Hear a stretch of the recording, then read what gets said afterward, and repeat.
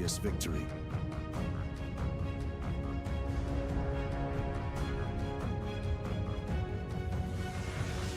AllReasonNoLogic, hosting King of the Hill lobbies, most Sundays. Join our Discord to be part of the action.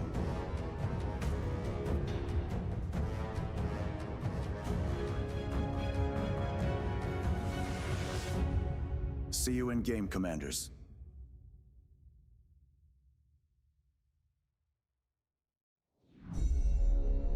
Beyond All Reason fans, welcome to King of the Hill by AllReasonNoLogic. Experience 2 or more teams facing off in epic scale warfare, where the Horde gang up on the Kings of the Hill. Kings start off with an economic bonus. They do their best to defend an onslaught after a no-rush timer expires.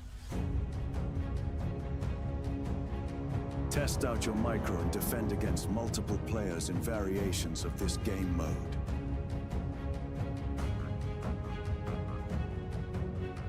Or be part of the masses. Team up with your allies to topple the throne in a glorious victory.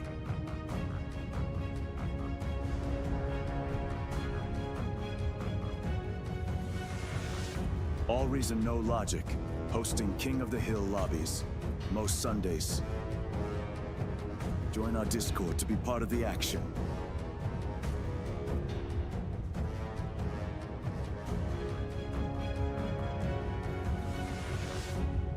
See you in game, Commanders.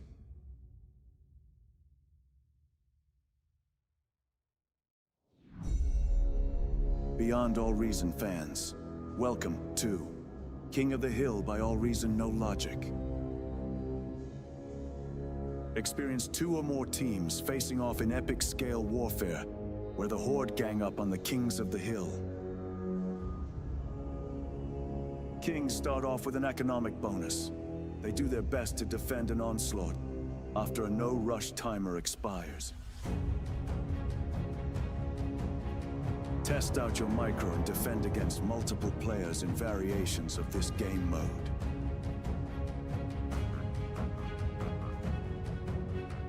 Or be part of the masses. Team up with your allies to topple the throne in a glorious victory.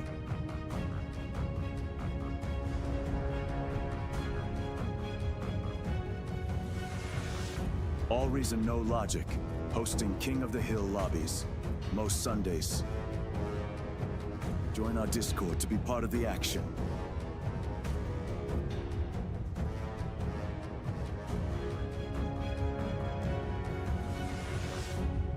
See you in game, Commanders.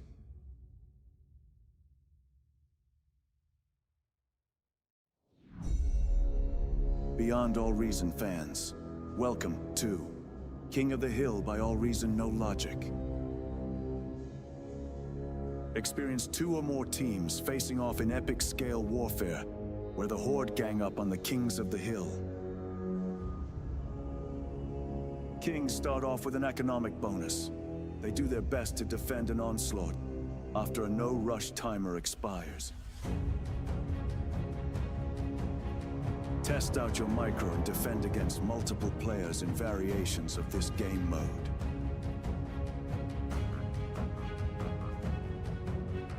Or be part of the masses. Team up with your allies to topple the throne in a glorious victory.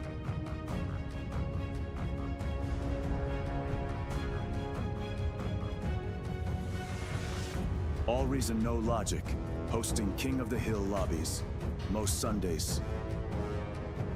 Join our Discord to be part of the action.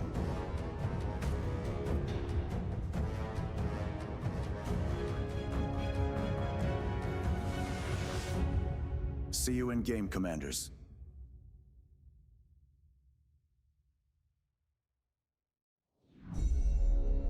Beyond All Reason fans, welcome to King of the Hill by AllReasonNoLogic. Experience 2 or more teams facing off in epic scale warfare, where the Horde gang up on the Kings of the Hill. Kings start off with an economic bonus. They do their best to defend an onslaught after a no-rush timer expires. Test out your micro and defend against multiple players in variations of this game mode.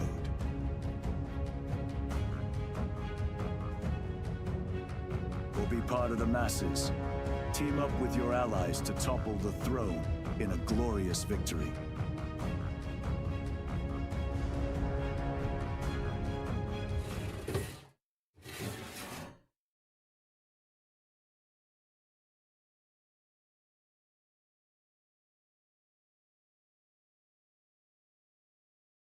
Evening, everyone. Welcome back. King of the Hill. I should probably name the game. Good evening, everybody. Welcome to the stream. Does look like we've got a full lobby, so we should be kicking this one off nice and soon. Zerom, I see you waving there. How's it going? You having a good day?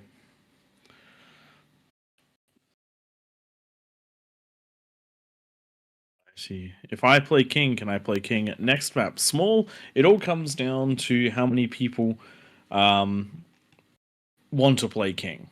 If we're struggling to get kings, repeat kings are all good.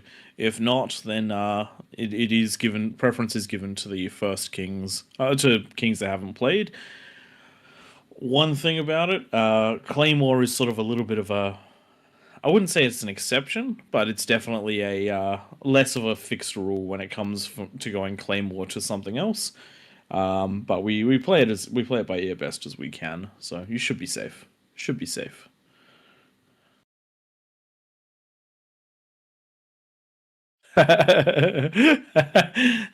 Not on stream, eh? Not on stream, eh? How are we supposed to communicate with you? Hold on, I'll just jump into the other chat real quickly.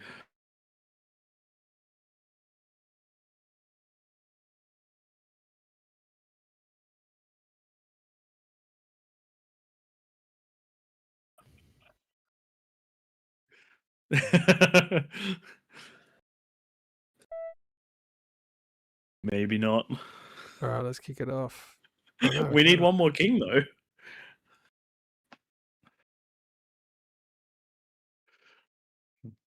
I'm going to spec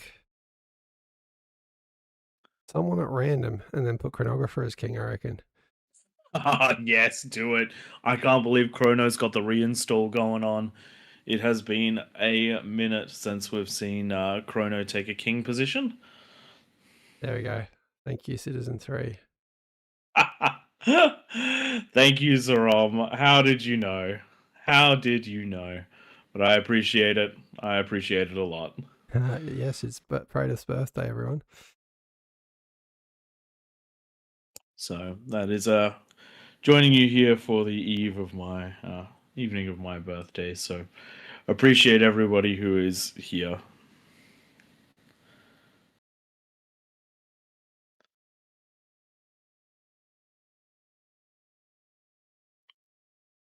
All right, it looks like we may or may not have 5 kings, but we do still have somebody downloading the map,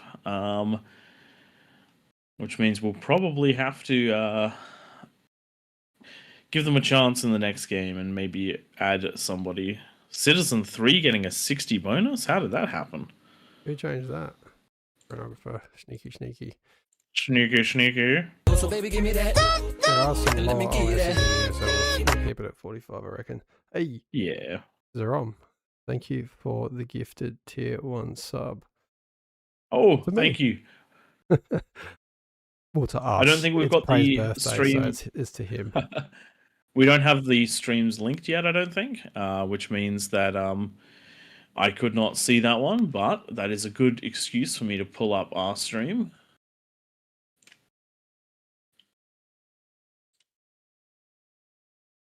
I'm so used to Twig getting it all sorted in the background. It's not even me, unfortunately. It's the mods, the beautiful mods out there that do it for us. Very nice. Very nice. Oh, there we go. It's just been accepted. Excelente. All right. Now I should be able to see everybody chatting. There we go. Works. Yep, test has shown up on both streams. How wonderful. Thank you, Oodles, for the birthday wishes as well, now that I can actually see it on that end. We do appreciate this one. It has been a pretty good day.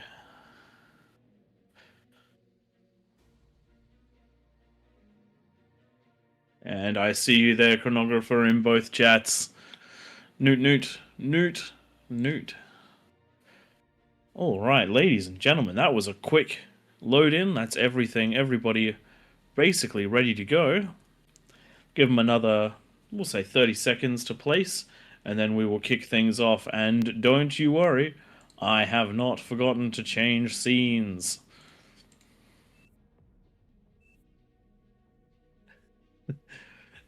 Thank you, Oodles. Thank you very much. Thank you, Grumpiness. Though I am definitely not smelly. I had a shower today.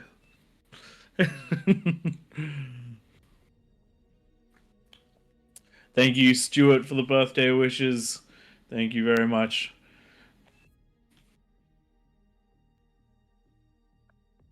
Guys, Praetor's a really polite man, so if you keep wishing him happy birthday all stream, he's going to say thank you every single time.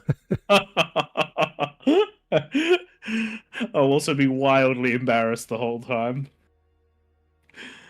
And in-game from Jalio. Oh, Jalio, thank you very much. There you go. We'll all like dogpile Mazza as a birthday present. I like it. Just remember, you have to beat your own lanes to do it, so aggression, aggression, aggression.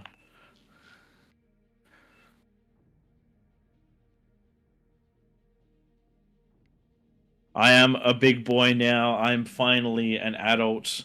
It is my 18th birthday, so I can finally drink in Australia, which is nice.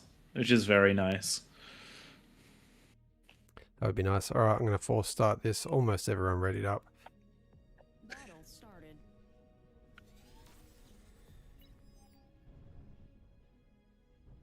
Hello, everyone. Good Welcome. evening, ladies and gentlemen. Welcome to King of the Hill on Claymore. Joining me in the casting booth is, of course, myself, Praetor, and Twig of absolute all-streaming fame. That's right, you got two casters for Claymore tonight. Usually we play this one, but we thought we would see if we can't get a great recorded game for everybody this time. Some strong kings in the middle. Citizen 3 returning after being away from being a king for quite a while. Mazza, Small, Oodles, and Potato of well-known King of the Hill fame. And around the outside we do have our 11 intrepid peasants going to be trying to fight their way in, but only after the 10-minute mark. Twig, what do you reckon? Is 45% bonus enough? Well, the average OS for the peasants is a little bit lower. Last week we saw 2 claymores, 1 king win, one peasant win. We won't talk about the fact that we were in the first one that the kings lost.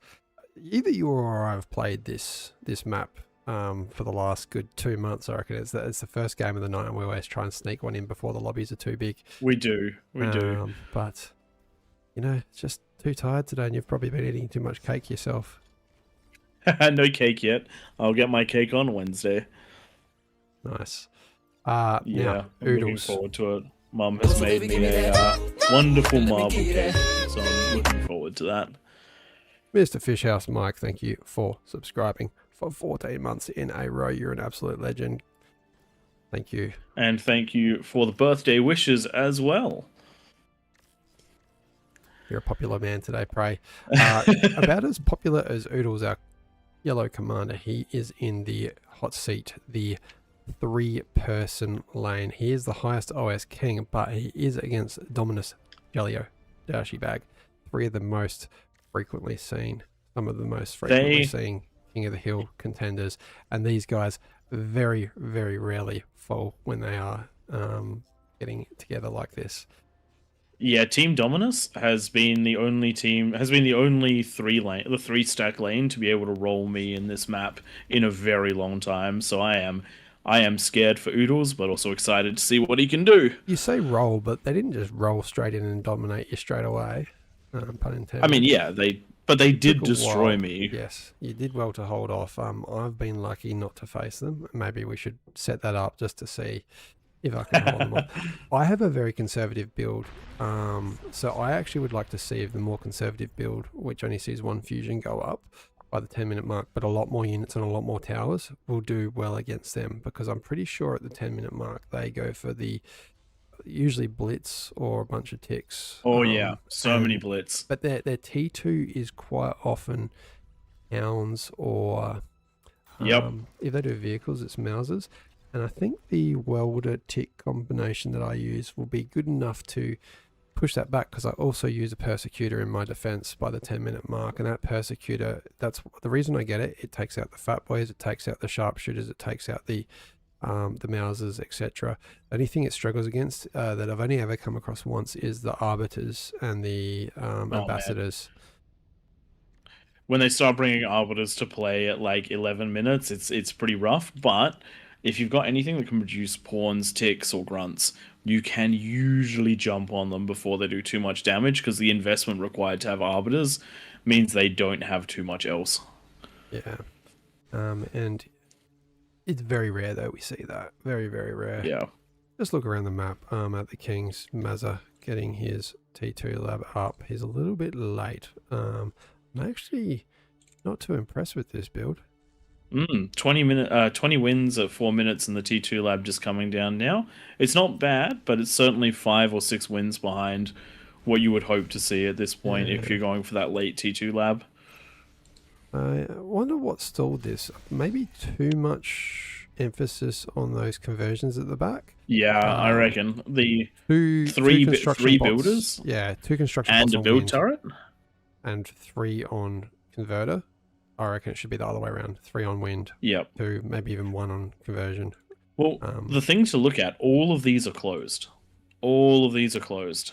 Yeah. They opened just then when he dragged the slider, but all of them were closed, which means that all the additional ones are just taking energy that could be converted. Yeah, wind's high, but there's only 20 of them, so you're going to struggle. You're going to put all your build power down into this T2 bot. Get the build power down. He's doing the right thing, putting the metal storage down, and he's going to reclaim that T2 lab. But the build power, there's only 1 construction turret within reach to reclaim this. Twig, just have a look at the Pink's opponent, Dead Vegan Cat. This is interesting. This is interesting indeed. Going to come back here in exactly 4 minutes and 20 seconds. I'm hoping. I am hoping. They are coming out at... He's worked out his energy is fully converting.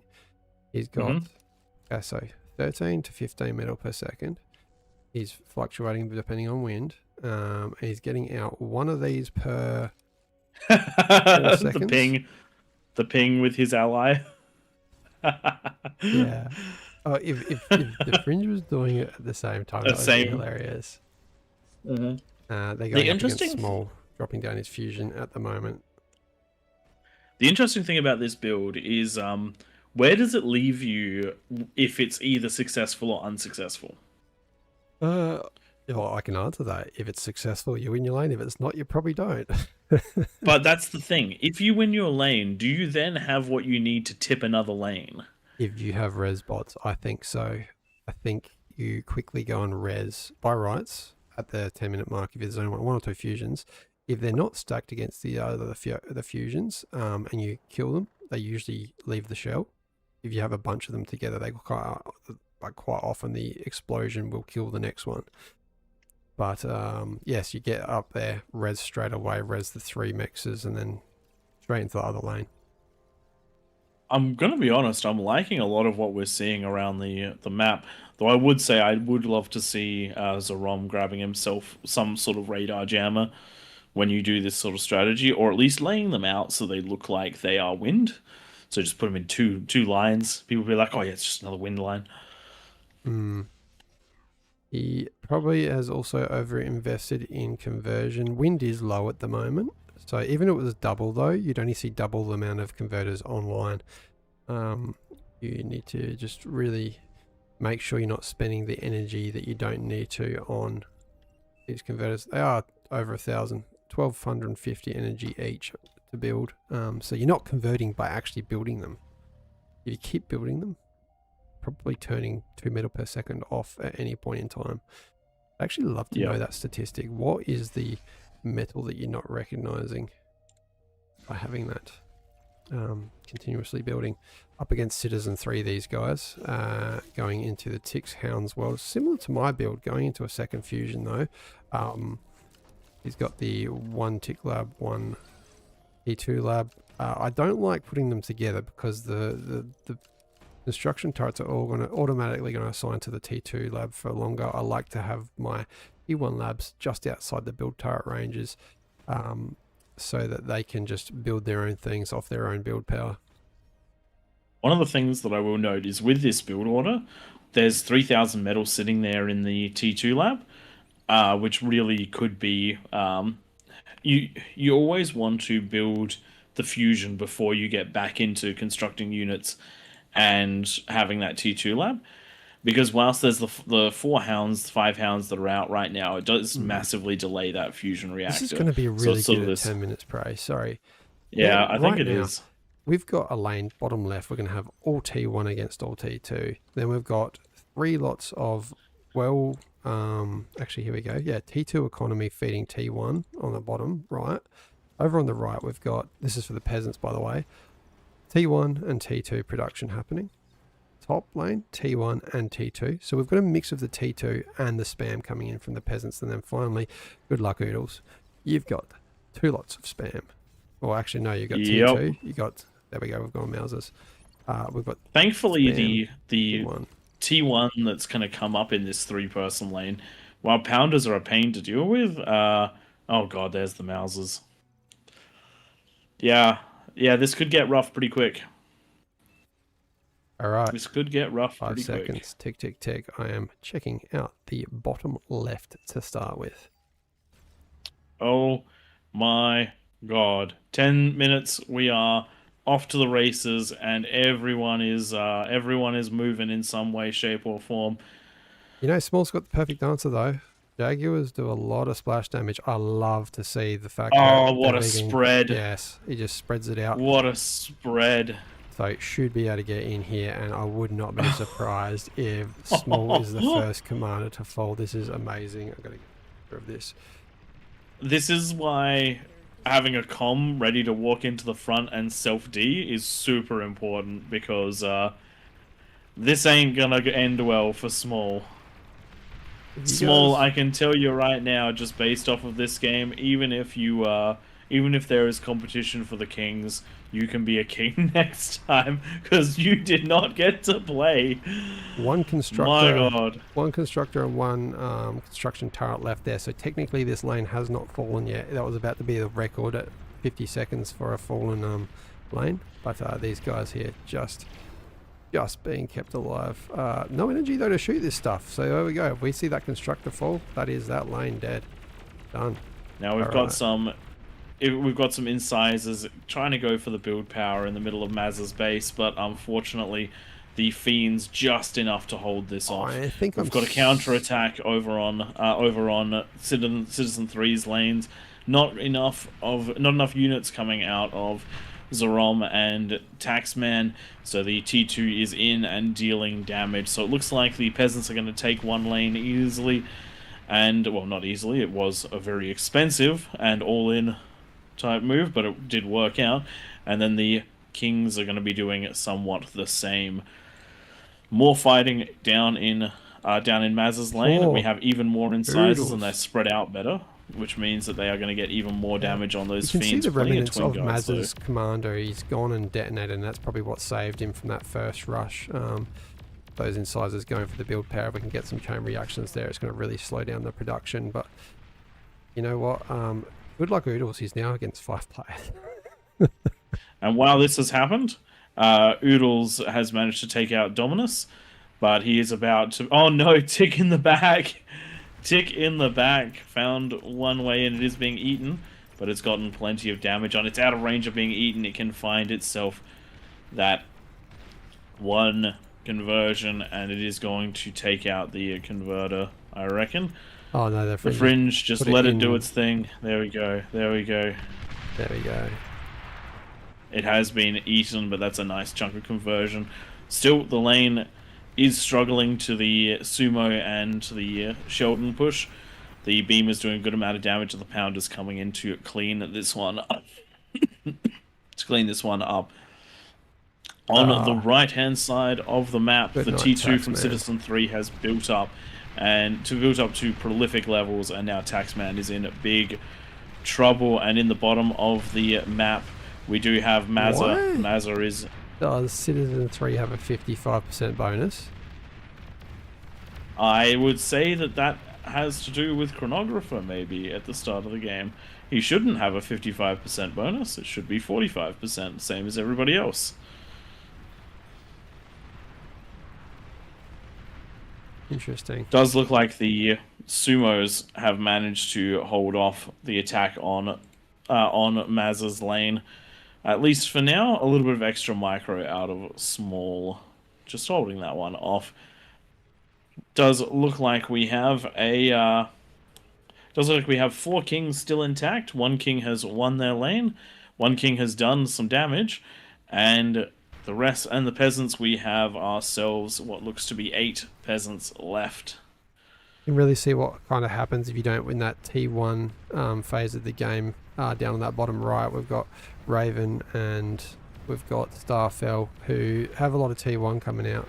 They're trying to get that economy up to a state that they can actually do damage. These Sumos, though, they've had a buff recently, and they're going to be pushing out, and you can just see even the Pounders that are known to push back units, they're not doing shit to these Sumos. They don't even knock them back. They slow them down a bit. They're just getting... I reckon the Sumo definitely needed the upgrade, because it definitely did not have the same presence as a lot of the other units, but now it's just aura farming. And I think with the Red Commander, Citizen 3, with his extra bonus, I feel like we should almost delete one of those fusions. Oh dear, yeah, and that is an unfortunate turn of events, but it is what it is at this stage, and unfortunately, it does look like Starfell is now facing that T2. Starfell, no, your comm. If your comm is being targeted by hounds, do not walk it into the middle of your base. That is a bad move. Does look like this is going to turn into a... does look like this is going to free up Small, and Small was one of the bigger targets, but good unit choice and good fighting has led to a survival just over there. Does also look like Daoshi is struggling right here. Those Sumos, again, leading the charge with the Sheldons behind, this time with Sheldons behind, doing a good amount of damage. And fighting into T1, there's just not a lot it feels like you can do when you're going up against this sort of thing. And as I mentioned before, from big the... mistake that I always make as well, Daoshi Bag has his commander in the build range. It means that the build power is not focused on that lab. And it needs to be, he's got 3,000 metal, and it is far more important to be spending than to be healing that comm. Now, we're just starting to see the Fringe and Dead Vegan Cat going for their next big assault onto Oodles. This is the downside with that all-in strategy. Whilst it completely knocked out Small, it unfortunately left them in a position where right now their contribution to the rest of the match has been very small. This big attack that's coming in is mostly ticks. However, it is past the 15-minute mark, so we might see some interesting moves. Peasants holding on nicely, but unfortunately, lane by lane is starting to fall. Bottom side of the map, Inexorable Raven is now feeling the wrath of the T2, and again, the Bulwark, the curse, the absolute curse of King of the Hill Knight. The Bulwark coming up only just in time, but it does, and if it wasn't for that comm explosion, I think it would actually be... Nope, I think the Hounds have got it. There's a lot of build power going on, but there's still plenty of damage coming out of those Hounds. The Bulwark not going to get its value, which is unfortunate. Top of the map, though, it does look like Potato has held on as much as he possibly can, but fighting snipers as well as a large T1 force. He is down to one singular fusion. He's got a tremor. He built a tremor and didn't put it on hold fire. He's going to kill his own base. No! Glorious. Glorious to the tremor. What a fantastic, He's got it on a fight fantastic command. play. You have to, it's such a powerful unit, but you got to be so careful with it. Still, with most of the economy down, vegan cap and the fringe, one's going to make a hole, and the other one is not. Oh man, Nice. Oodles. They're in. Oodles knocking out the defenses, but not a lot. Even though they're not in with a lot, and there's twin guards around the base. This is where just a sniper or two behind would have been amazing. But they didn't have the T2 economy. They didn't have the T2 economy to do it. Now, unfortunately, time's almost up here. The fringe is now having to react to Citizen 3, who did get that extra 10% bonus, which is really, you can see how much of a difference that made as well. That made a huge difference over there on the right hand lane.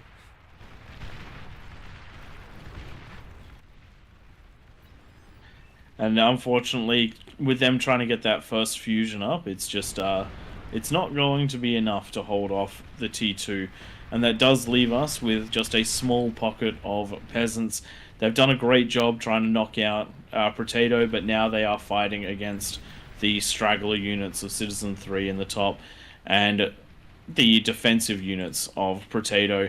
The Tremor trying to find some damage here, and it does look like it's going to get at least a couple of those shots off Morning Phoenix, so it does clean it up with a D-gun. I actually think that they will be able to clean up Potato, but it's going to be... two aphises at the same time. Potato has a 76 and a 45% completed aphis. Build one, and the second one would be at 25%, and you'd have an extra 5,000 or whatever is it. How much energy do they produce again? A lot. 3,000 energy. Morning Phoenix in the base trying to trade with the comm. Unfortunately the twin guards doing a lot of work. Potato without energy just has his wind income right now. And the bit of that just disappears. Definitely looks like the peasants have rebelled, but not quite hard enough. Sprinters trying to get in and do the damage. T1 units, blitzers trying to get in and do the damage. They're focusing on the wrong things, unfortunately, though. These twin guards on the side could mostly be avoided to go for some of the more potent units, but they are still in. They are still getting it damage done. That comm could get some pretty nice D-guns right here onto those blitzers. There it goes. Just a little bit of no micro, and now we do have the Citizen 3 units blocking off the entrance, cleaning everything up. Potato, I think, will live this one, and it's all going to come down to... It is all going to come down to Oodles. Can Oodles win the match? He does have 2 fusions. He's got plenty of wind, and he does have a T2 army. Can he reverse sweep? The vegan cat has a comm there. Actually, there are 3. There are 3 peasant kings. There are 2 peasant kings. Commanders, I mean, left. Fringe. You better not be building anything in the base. No, you're not. That's alright. It's just a vision. Just vision. Last week we saw some LLTs being built in the base. That's a no-no. Oh, yeah. It's a no-no. Oh no, the sniper revealing. Thankfully, staying just out of range of those incisors. Can he get anything done? Fringe has the welders on hold fire. I mean, Fringe. Trying to get the D-guns up the top of the map, but nothing really in range. He's going to get a good amount of cleanup on those T1 units, though.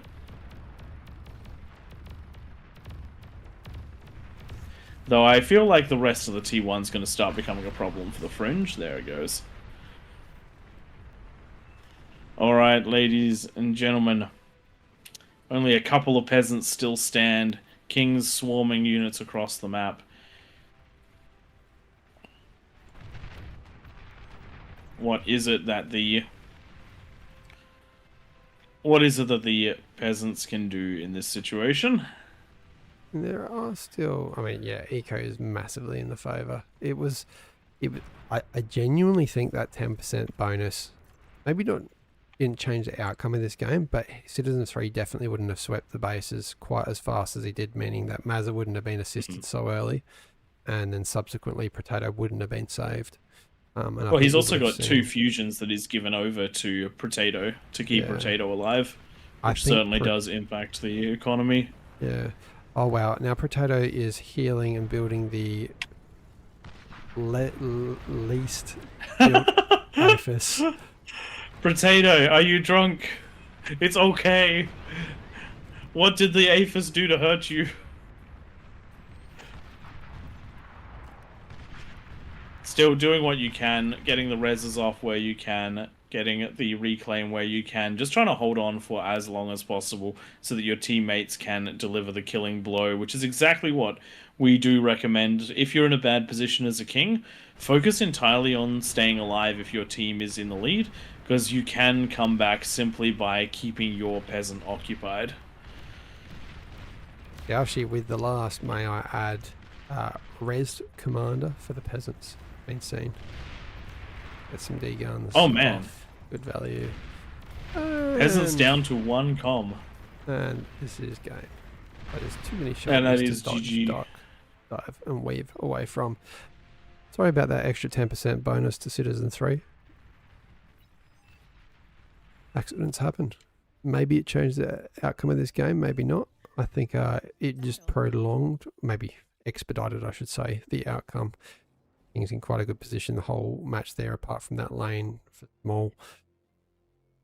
Citizen 3, you can see there just how many more resources. You go over to those graphs. Energy produced. Oh, he didn't actually produce the most energy. All metal. So maybe just some good build orders kept up with him there. Interesting. All right, ladies and gentlemen, we're going to start setting up the next one. Thanks for enjoying this one, and we should be opening up to a larger lobby.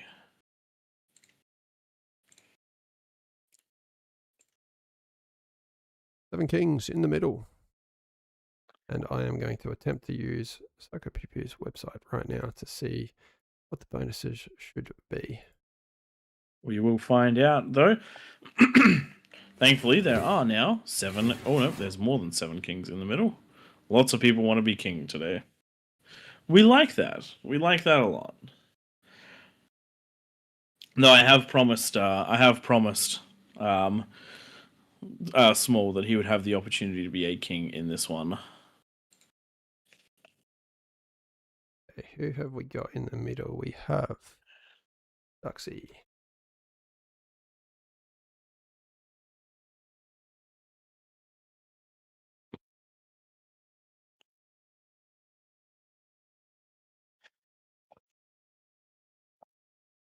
OS is 42.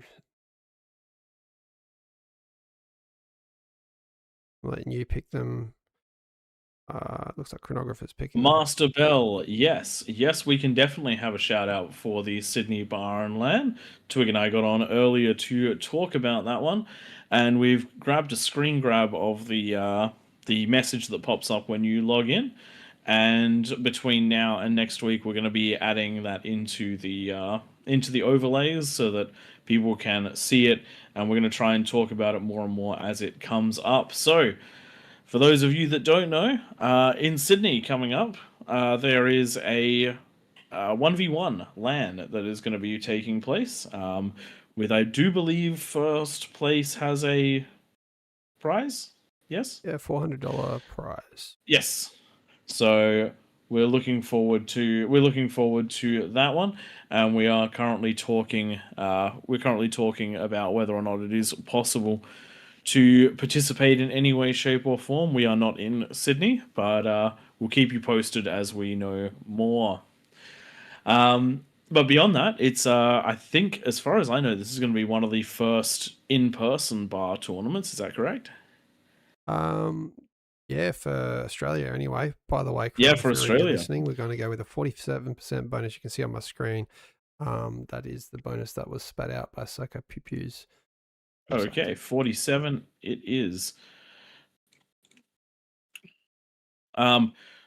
So if you guys are interested, and if you're in the Sydney area, would recommend coming along. And I do believe that it's also possible to apply to play in it as well. So if you want to do that too, I would highly recommend it.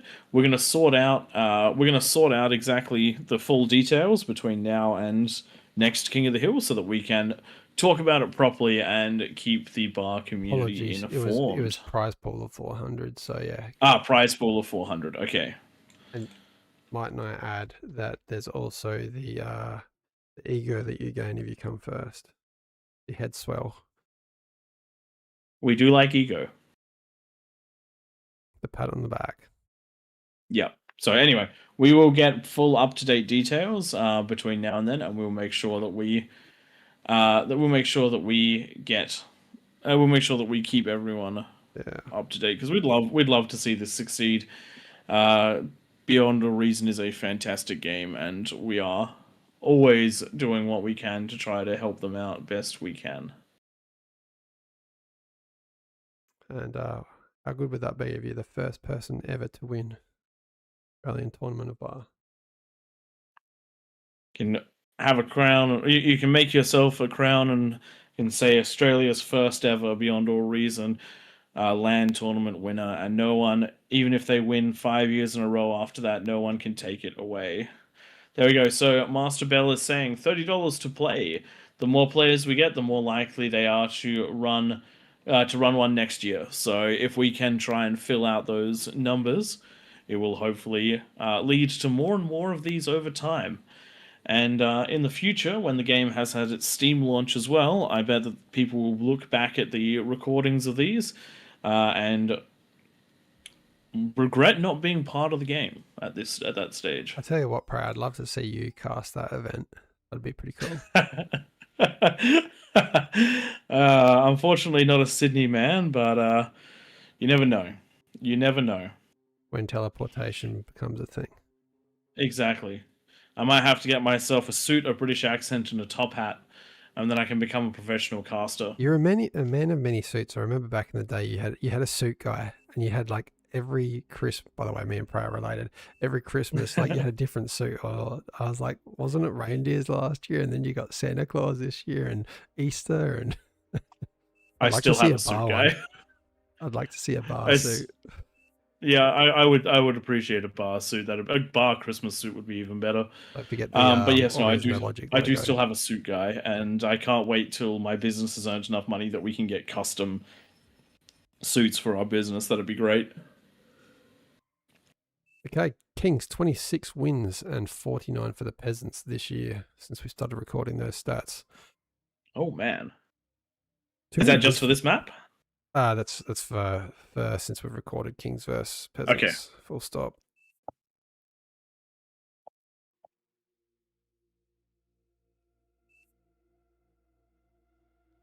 Okay. Yeah, and if anyone has a private jet and a penthouse in around Center Point area, Pratith, maybe Barangaroo, I hear is pretty good. Like, I know what's happened. What happened?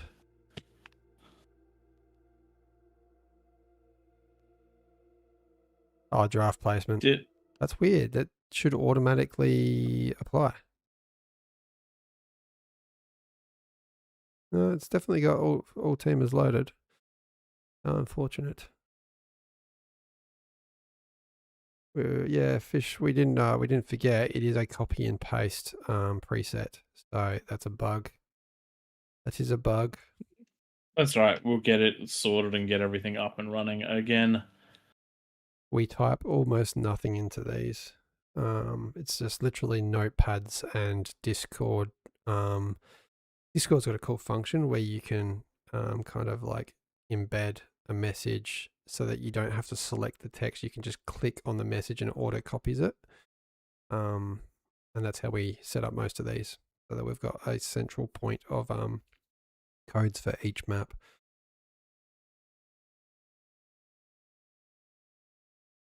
All right, we're good to go again. Chrono, we're going to leave this one to you to force start. I'm assuming that was you that force started the last one. Where's he going? No, he's there.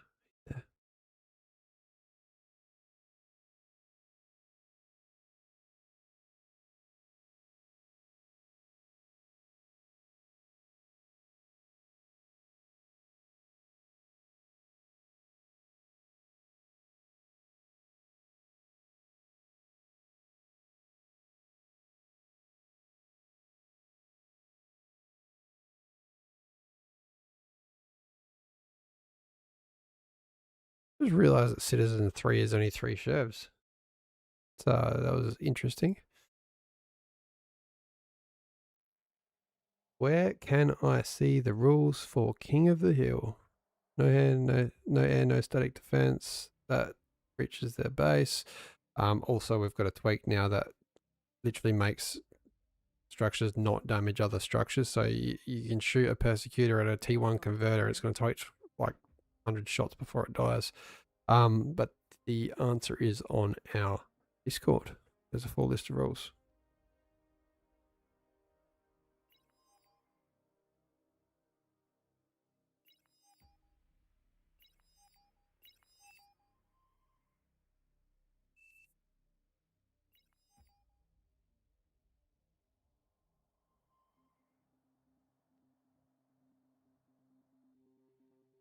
Keep sweet talking Prey, and remember when he's back from wherever he's gone, probably to get a drink, everyone just wish him a happy birthday again.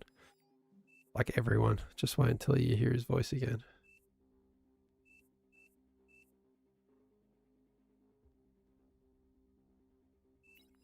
So we're back. No draft order, no bugs, we hope. 7 kings in the middle. A lot of familiar names. We've got Dominus in his usual position. Small, Aura, Taxi. Pigs in your base, Rug. I saw Rubgish. I don't think I've seen Femboy as a king.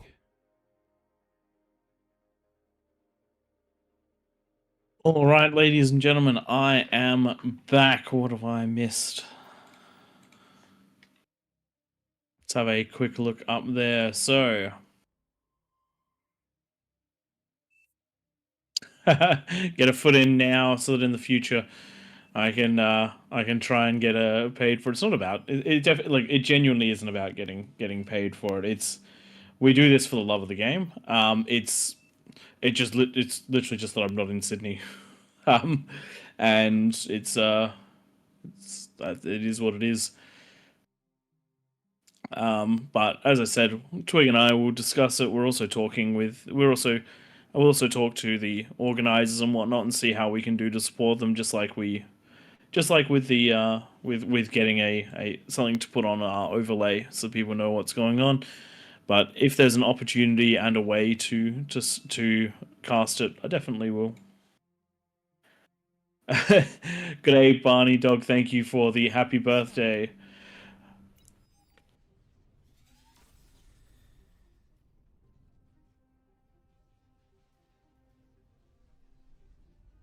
Good evening and welcome, ladies and gentlemen, to King of the Hill on All Reason No Logic's throne. Sorry about the awkward start just there. For whatever reason, my Windows key is not working, so I can't start the recordings. He's also fending off all the happy birthday messages.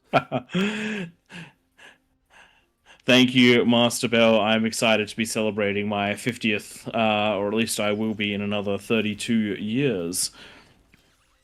All right, let's jump into Bar for the moment.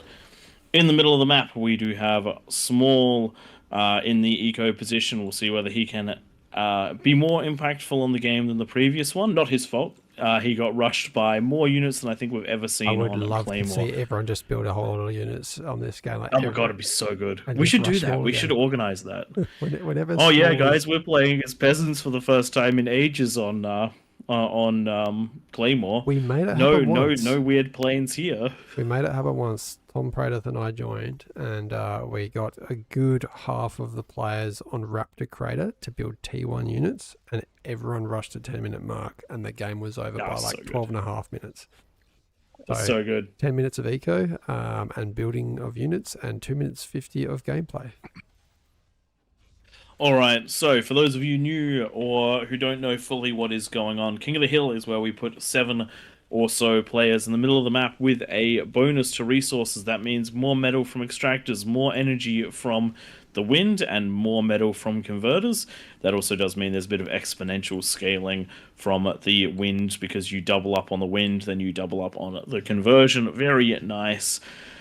In this case, we do have 53 peasants scattered around the map. These guys, some are going to be working in the dry sea to build up from nothing, others working together around these geo spots. There is 10 minutes no rush, at which point the lava will drop away, and it is open season, except for some very small minor things.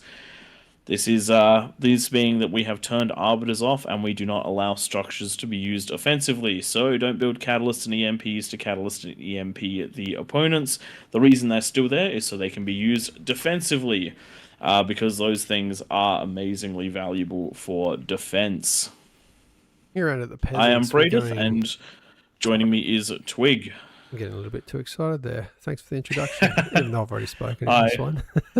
I definitely spoke a little. I definitely left the gap, but then I closed it.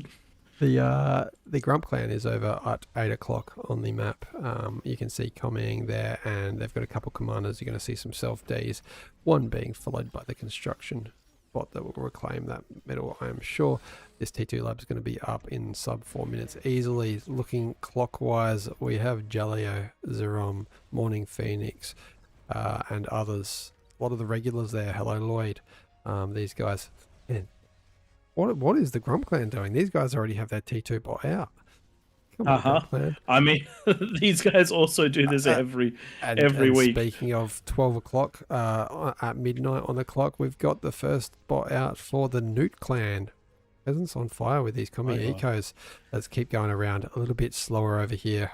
We don't have as much commie going on at 1 o'clock. We're all about the clocks tonight. And over at 3 o'clock, Citizen 3 with Sky building their T2 lab, and then the final geo position, or second to final one. Don't worry about the geo. These guys here down at 5 o'clock. A little bit slower. Okay. Same Twig on the bottom. Hear me out, right? Mm-mm.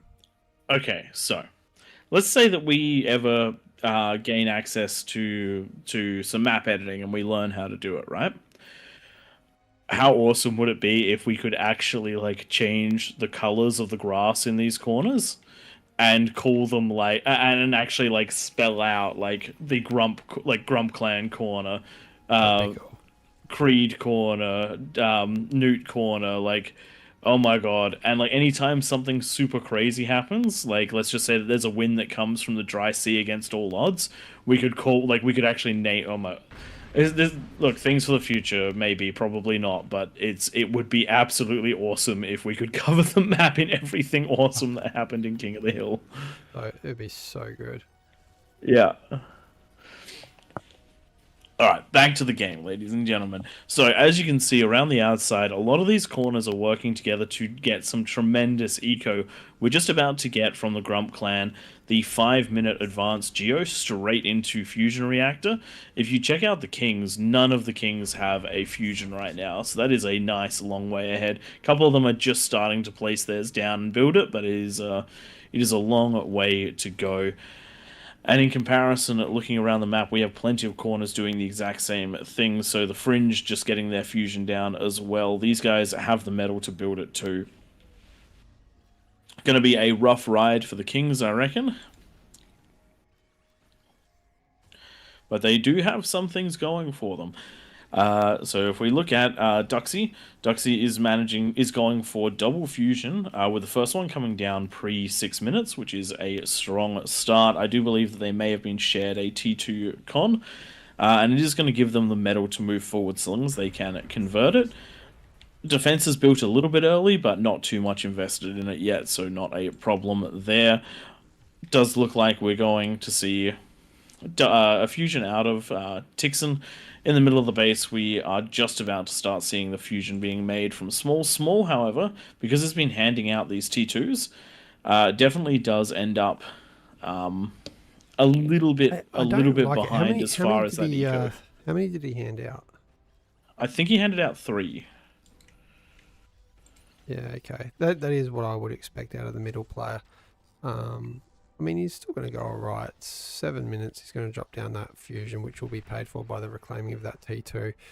Plenty of metal in the bank that, yeah, essentially is completely already paid off. He just needs the build power to get that up, so that's probably the priority right now, is drop down that build power. You can see that his plussing's only 10 behind the minus, 52 and 58 now, 6 behind.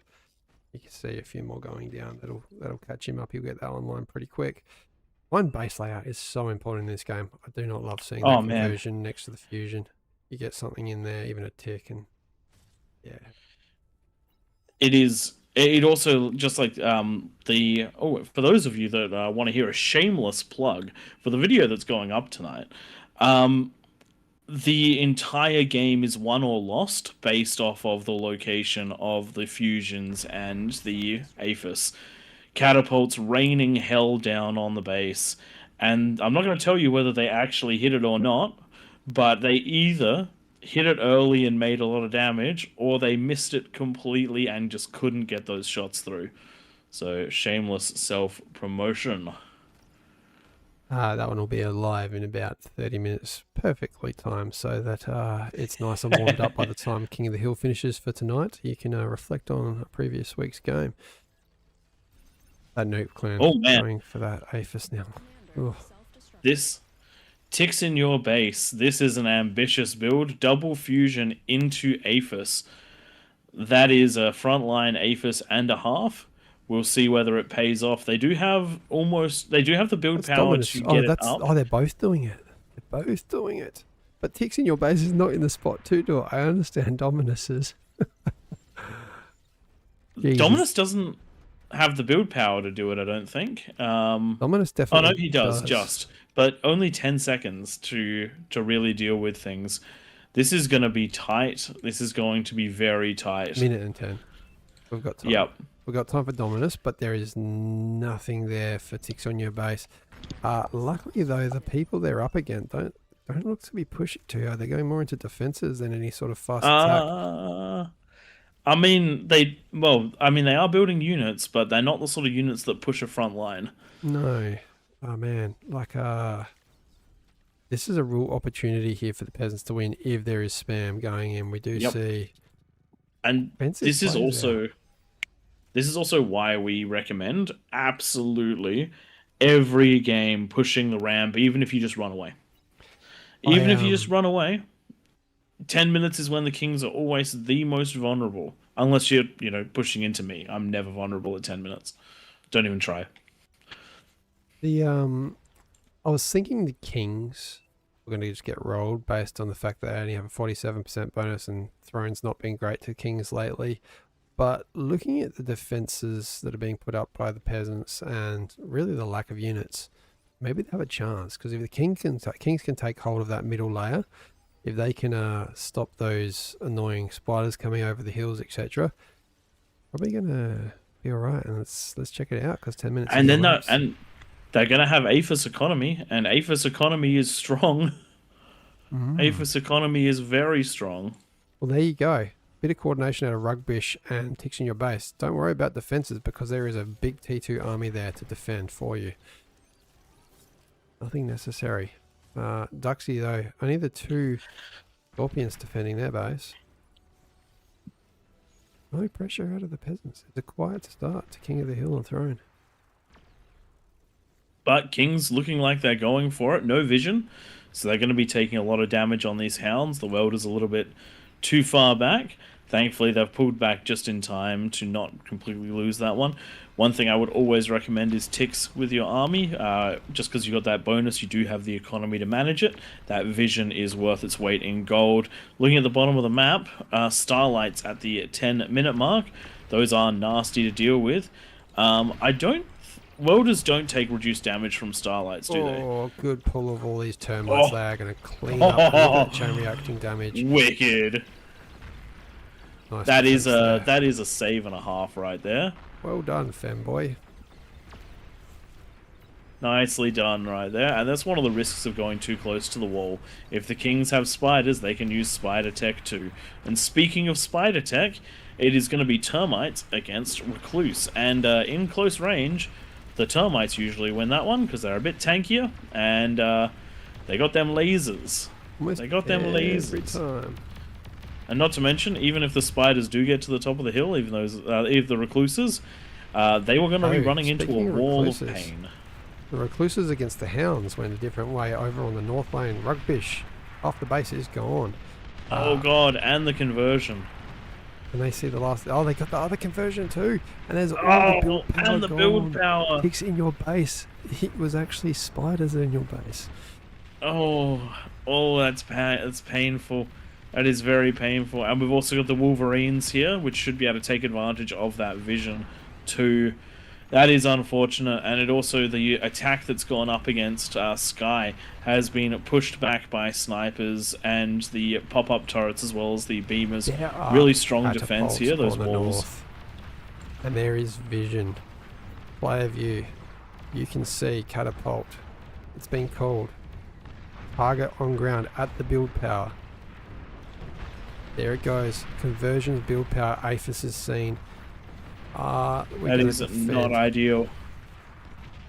That is not ideal at all. He's seen the fusions, but the spread of a catapult shot might really do something. Small is in full reaction mode. Massive pawns is the right idea, but now we've got the Shivas here to defend. Everywhere. Termites into Femboy's base. Femboy building of termites being attacked by the termites, and now that last fusion. I don't think they're going to get that last fusion. The mammoths are here to push it back, and too much healing going on. The T2 build turrets, just enough. Oh man, I think this is game over. There's 2 Shivas here, only now 1 Scorpion on the north. They have. I feel for the Kings in this one. Now, if you have micro Shivas, guys, you can see here he's done an attack command on the APHIS, which doesn't matter. It goes down. You need to move with an attack ground command, otherwise you're only going to have the missile actually shoot anything and the plasma's not going to quite reach. They've got an internal ring there. You can just see it faintly. Full reaction on the north. I think the Kings had a really good idea going into this one, and I want to see them try it again, because there were so many APHIS down at 10 minutes. I think most players had an APHIS down at 10 minutes for the Kings. That's a crazy amount of economy. I want to know if Dominus has been pulling all these players into the pre-game. By the way, there is a pre-game practice on the AllReasonNoLogic Discord every week. We should join the pre-game practice one day. We could probably, if we got in here a bit earlier, just start the stream a little early. I actually reckon we definitely do that. Potato walking his commander in there. It is in range of those 2 mammoths. They're going to die very quickly, and it's probably actually going to do more damage. Oh, nice invis right at the right time. Getting that away. He's going to put the APHIS middle in of the map, though. He's going to put the APHIS in between. Potato, you can do it. Doesn't need to. It's dead. Small is dead. Oh god, Kings on the ropes. The peasants have just become too strong. Man, the bonus was off on this one. I thought they were going to go alright. Yes and no. I don't think they would have had as hard of a time if the top hadn't been ready for spiders. Oh, the APHIS is at 99%. Let it build, please. Let it build. Please, please, please. 10 seconds. 10 seconds. Catapult shooting. Oh. No. No. Nigerian walking his commander in on the south decides to turn around. There is a rattlesnake punching him in the face. Ligerian's comm is one of the scariest things in this game. I just want everyone to understand this. I can live going up against one of the super hard sides of things, but if I'm up against Ligerian, he manages to destroy all of my T3 every time. It is the worst. It is just the worst. It's interesting, you can have players, I'm not sure what Ligerian's OS is, but it doesn't really matter when it comes to King of the Hill. We see the same guys here every week, guys and girls, and you can get good at... These guys are 50 OS in King of the Hill if that existed, a lot of these players. Plays totally different to the rest of the bar. They get real tactical, real sneaky, and a lot of brute force in King of the Hill. We keep making thousands of fake accounts and messaging the devs saying, hey, we want a King of the Hill game type with an OS. So who knows, maybe the devs will give it to us one day. Razorbacks on the south, they're going to start taking out these beamers. Orat's commander's getting in position. Are these going to be kept far enough apart so they don't both go down at the same time? The answer is No, but you're gonna have to turn No, around. but they still D-gun they do didn't both kill- go down. Did you see that? The second one, the D-gun like hit him in the head and didn't take out the rattlesnake and the build power behind it. Huh? That was weird. It was like shooting. Oh, air. I didn't notice it, but I did catch it on screen. So if you did see it on stream, let me know what you think Have happened. they updated that? Is the D-gun like where you put your cursor rather than... Yeah, interesting. The, Two comms left for the Kings, Thomas and is looking alright. Is he going to solo it? the crazy thing is 4 APHIS. 4 APHIS for the Kings, even after all of this. 5 APHIS for the Kings, even after all of this. Their economy, whilst it is quite behind, it's 500 to 2,000. The fact is, it's 500 from basically a single wing. So the Kings definitely could have stabilized this one if they hadn't fallen. And look, the Demons reaping a toll as well. Yeah, this has been a bit of a shorter one, but it's been all action. This one's It's- a fun it's- game. Short one, but definitely more units produced than we normally see at this time, and I like it. I like the aggression. I like how many strategies were employed here. We had T1 strats at almost every ramp. We had T2 strats at almost every ramp, and we had T3 strats as soon as they were feasible at the top of the map. And then I'm watching Frank's commander here on the south. Just check it out. I reckon he's going for that pulsar. Oh, Yes, yeah, he got nice. pulsar. Very nice. Can't quite get to the rattlesnake though. Very close though, but that pulsar will make a difference because these guys are just starting to bring in some of the big hitters, and those should be able to clean up quite a lot down here. Defenses on the right hand side starting to fall. Ticks in your base may not have survived in his own base, but has moved to the front lines now. That APHIS kind of paying dividends, kind of not. No conversion, Where's the conversion? Yeah. Plus 32 metal, but 4,000 extra energy than he needs to convert. And It's right, you can spam D-guns if you want to. You can leave your friends behind. I like this. The weapons are being used on the front line for the Kings to stop all these recluses from reclaiming and rezzing everything. Slowing down the game a little We bit. just saw the mass reclaim just happen there. So they're going to keep stunning things while getting the reclaim, which is what these are fantastic for. Yeah, if you've got good eco and you're playing Armada, don't worry about res bots. Just get out the webbers. I always forget they exist, to my detriment. Does look like catapult shots from the low ground coming in. What you do is you target these rocks, and then the rockets fly much further than you would expect, taking out a lot of the conversion and build power for Dominus, which is going to put Dominus on the back foot. We have a lot of people argue about whether we should have shields absorb everything or not in this. The reason we don't is we want to encourage the Kings to take that middle ground. You're only susceptible to these catapult moves if you don't control that middle ground. So Kings, it's very important that you get out of your base and take that middle lake of lava. Chronographer trying to capture Small's APHIS. Unfortunately, it has been destroyed by the units around. So Chronographer no control D'ing their own APHIS in their own base. I'm sorry, you tried. You tried. He's probably going to get the T3 lab though. He's trying to. Wow. Is he going to get this? He's going to freaking have a T3 lab for himself. 80%. People, stop damaging it. And there we go. Chronographer's T3 lab built in the middle of the map, going straight into Marauders. I love it. Very nice. Razorbacks He's actually gonna from get one the up bottom of pretty the quickly map as well. have built up in large enough numbers that they are coming through and they are taking on the world.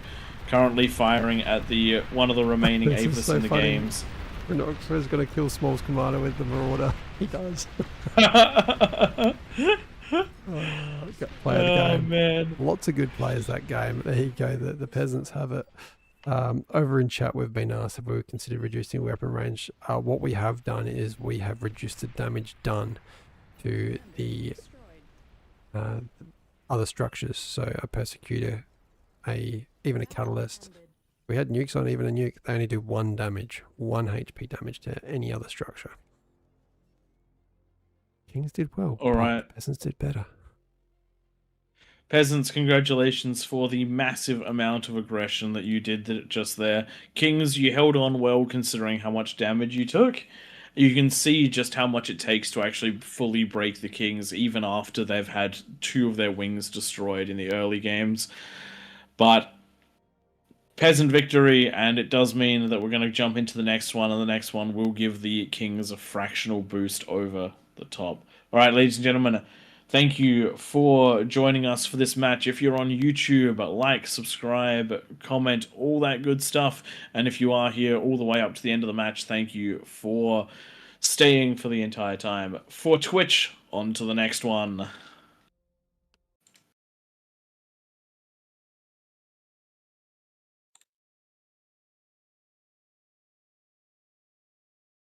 Oratab, I wouldn't necessarily say that you're cursed, but you certainly do not get a lot of game time in your games.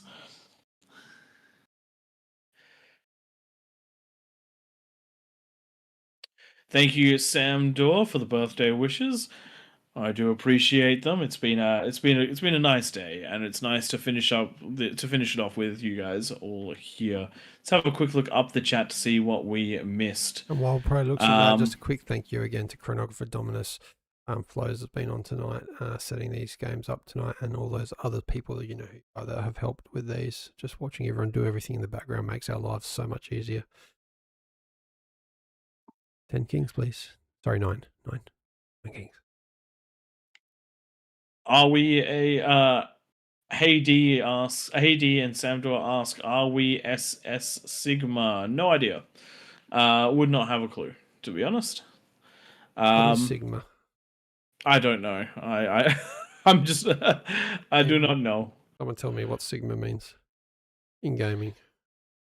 I know there's a great song which is something like Sigma Boy, but that's I'm sure that's some cultural reference that I'm butchering right now. All right. It's right, Oratab. Or it's the full curse person. Not sure if he's won a game in 3 weeks. So that tells you just play constantly as either peasants or kings until you get a win, because usually we see at least one every week. Each team. 64 peasants. Oh my. Oh my, oh my, oh my. Okay, I am very slow at doing this. I have to do a manual. I'm not going to have time. I'm not going to have time to do this. We're going to just guess. I reckon what we need to do, Twig, you need to get yourself, you need to put ChatGPT up, and you need to be. That's what we need. We need a volunteer. Yeah, that works too. That also does work. I'm going to start giving them a 55% bonus. That's good. And we'll adjust from there if we need to.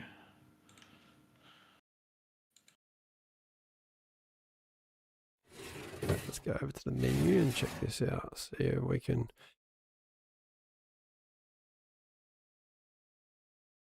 Change these up. Okay, we're on Raptor Crater.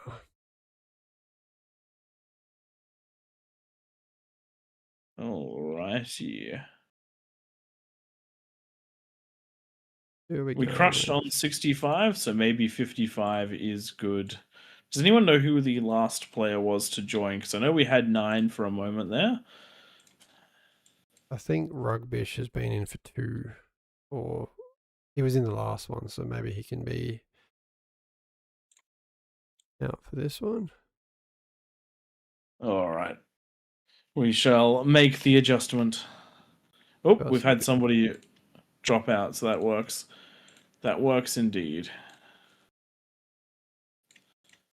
Let's double check to make sure there's no peasants with a bonus. It looks like we're all good.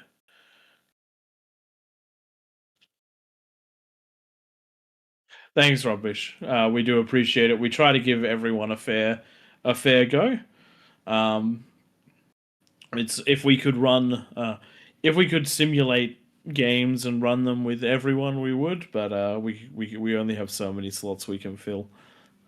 I'm almost. Who knows? Maybe we'll get a holodeck, and in the holodeck we can run King of the Hill tournaments at our leisure. I reckon they should build one of those facilities that we were talking about over in Sydney. These arenas, and we could just go host King of the Hill in person every week. I'll wear a suit too. I'll wear my wedding suit because it's like this big white suit that you can never wear to any other occasion in my life, and it costs way too much money. I'll wear that every week. Yep. And actually, here's what we got to do. Just build one of those stadiums in every state, and that way it wouldn't matter which one we happen to be in. We'd have one to go to. All right, I am inputting the final name. A 14 OS player. Now we have, how many peasants do we have? What are we up to? We have 70 peasants. Beautiful. Okay, the recommended bonus is, Prey, you got it so far off. It's 56. I'm so good at this. We're going to keep it at 55.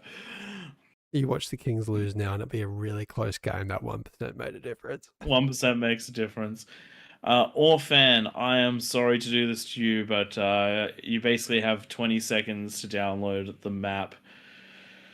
Unless, of course, they disappeared. Okay, I guess we'll start. Let's kick on it. They've dropped down to the bottom. I genuinely hate doing this, but we have to kick it off. All right, ladies and gentlemen, let us do the forced start.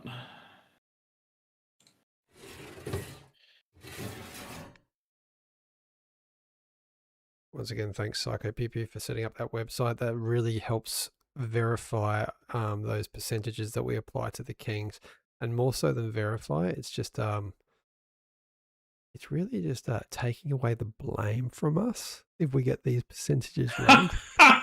It's accountability layer. I love that. I love that. Guys, in case I haven't Zerom, said you it are yet, don't forget to wish Praetor happy birthday tonight. Zerom, you are not the scrappy underdog. You are the David. You are the David. Everybody knows that you are the main character right here. You might have to go up against what you see as a Goliath, but that main character energy is going to carry you through.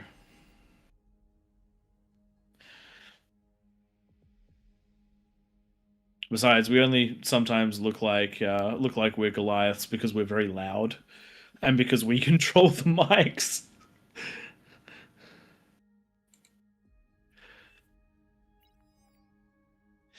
All right. Well, this is while everyone is loading in. I'm going to quickly go refill my water. I will be back momentarily. P.S. 50 wins for the peasants now. Very nice. Since we've been recording these stats.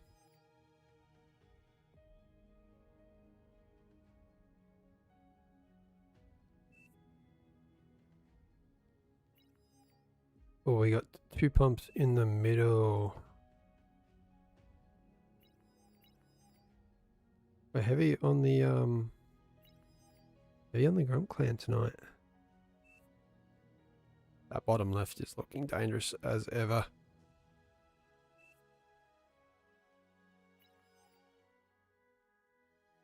Ice on skates, unfortunately struggling to understand where they're meant to go. Context clues, ladies and gentlemen. My all-time favorite thing is 48 OS. They know how to play the game, so I'm wondering what's happening there. Okay.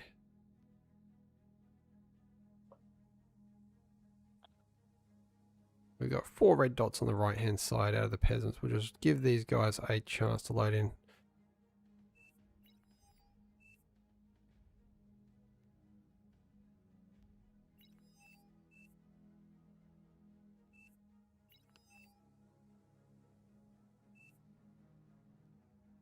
And especially because a couple of them I can see are still in the game, in the lobby. So give it another 30 seconds.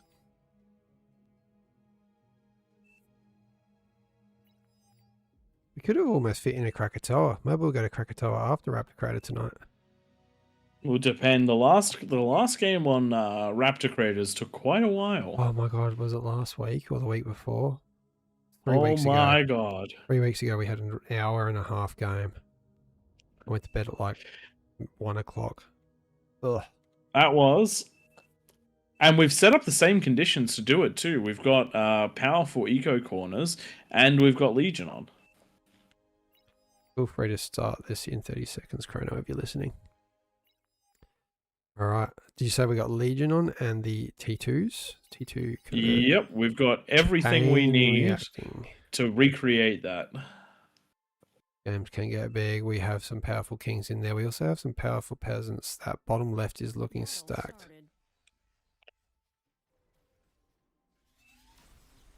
I will sort out. Good evening, ladies and gentlemen. Welcome to King of the Hill on the Raptor Crater, where we have 2 spies in the middle of the map that Twig has taken care of. Back to normal broadcasting as we kick this one off. So, ladies and gentlemen, King of the Hill, where we have 69 peasants versus 9 kings with a bonus of 55%. These kings have 10 minutes to build up, and the peasants have the same, and then the lava will drop. When the lava drops, it is open season with only really one big rule that you got to pay attention to, and that is do not use structures offensively. Keep those ones for defensive. So basically build the rings in a way that they don't... Build the defenses in a way that the range rings do not pass where the lava is right now.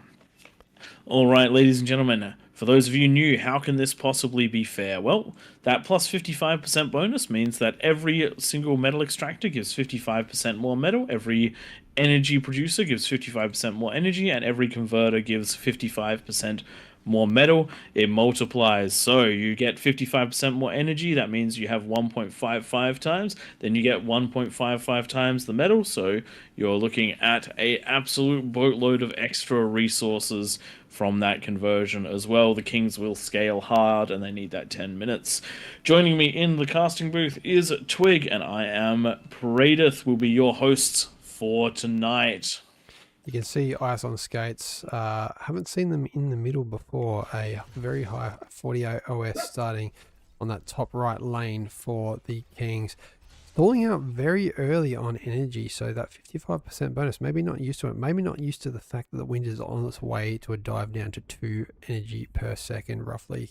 Got to 3.2. Almost as bad.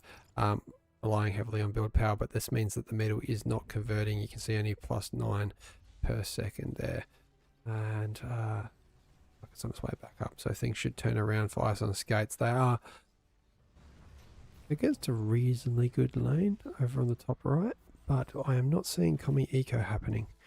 I really hope to see it. There is Basically no Commie Eco. All 3 of those players are nice and spread out. It is possible to do Commie Eco like that, but usually when we see something like this, it just turns into 3 T2 bottom labs, left, which is T2 out at sub 3 minutes, and you can see there even Dominus self-destructing his commander, ready to feed Morning Phoenix, so everyone will get their T2. This whole corner is going to be upgraded to T2. He's actually building a T2 lab. Oh, okay. Take that back. Looks like we got 2 separate. Oh my god, have we got 3 separate? We've got Newt Clan, we've got the top left corner, and then we've got Dominus over here. Could this become the new meta, where we have multiple multiple strong groups working together in one corner to overwhelm the kings? Ooh, That'd be interesting. That would be good luck to you, Sky ZY. It's gonna be tough. Bottom right, we got a little bit of we got a T2 lab going down for Rhodey and Dead Vegan Cat. There is some commie going there, but I think it's only a 2-player commie on that very bottom right. And then top left, we've also got a 2-player. Sorry, no, that's a 3-player. You can see Spike just sent some eco and has been in return sent a T2 constructor after a mix was tapped. But that is the more typical commieing that we see on that top left, where there's all 6 metal extractors going towards getting that 1 T2 lab up as quick as possible. Not the fastest way to do it, but definitely an efficient way to do it. Have a quick look in the middle of the map, T2 coming down right now for Grumpiness. Grumpiness, very capable of scaling in the middle, is going to be sending a T2 to a couple of players. It is nice to do that, but I would always recommend in King of the Hill, unless in Raptor Crater King of the Hill, unless you have specifically planned it to try to get your own, because you do get the medal back from the lab, and the walking time is rather extreme. Long way to go. I know it used to be a thing that everyone would build their own T2 labs, their own everything, because you get the bonus. Remember those days? You get the bonus as well. That 55% bonus would also apply to the reclaim. That's been turned off. No longer happens. It used to get rich very easily, and we had a few people abuse that rule quite a few times. Where you just see players go and build a whole bunch of solars and then reclaim them. It's like, oh, cool, we got to see that solar be used for 3 seconds. Definitely My build on Claymore may or may not have built 4 solars just for they weren't needed. They did get me to the T2 lab, but a big part of why 4 instead of 2 was for that reclaim. Yes. Carriotake, thank you very much for the 100 bits.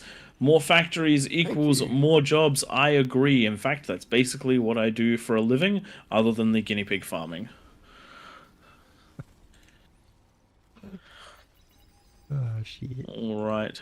Let's have a quick look around. It does look like the T2 lab is being reclaimed on this bottom right-hand side. A whole multitude of T2 constructors has been built, and these guys should soon be getting down their fusions. Left-hand side.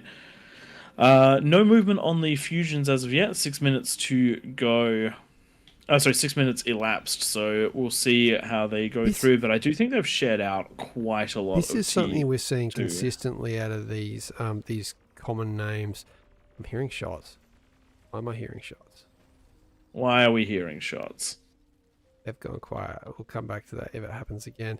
10-minute no rush, people. Probably an accident. 10-minute no rush. Yeah, bottom left, these guys have been really focused on getting out T2s to everyone. Do you reckon that is the best thing to do, or to give it to some and then greed a little bit? It depends. If your team can work together, then the earlier that everyone can get that those T2 mexes, the better. Mm-hmm. But if players aren't going to be going for some sort of combined strategy, it sometimes just doesn't make sense. So, for example, let's say you give a T2 to someone, and all they do is eco until that lane is destroyed. It just doesn't. It hasn't done anything. It hasn't done anything. If they go into units, it might be a completely different story. What on earth is Skyzy doing? This is the craziest defense I have ever seen.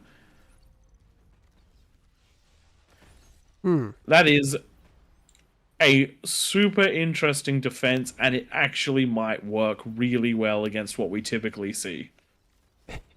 That's awesome. I am actually lost for words. I never thought someone would do this. I want to see... chuck down some build turrets, get some extra builders doing this. I want to see this completed and see what happens. That would be awesome. Unfortunately for this guy, he's going into just so much build power. You don't want too much build power, because it's pointless if you don't have the eco to run it. Unfortunate, but yes, hopefully we see at least another couple of rows of those LLTs come down before the 10-minute mark. I don't know if we will, though. Only a couple of those mixes upgraded to T2. Are we going to have many units out of this bottom left? Blitzers are coming.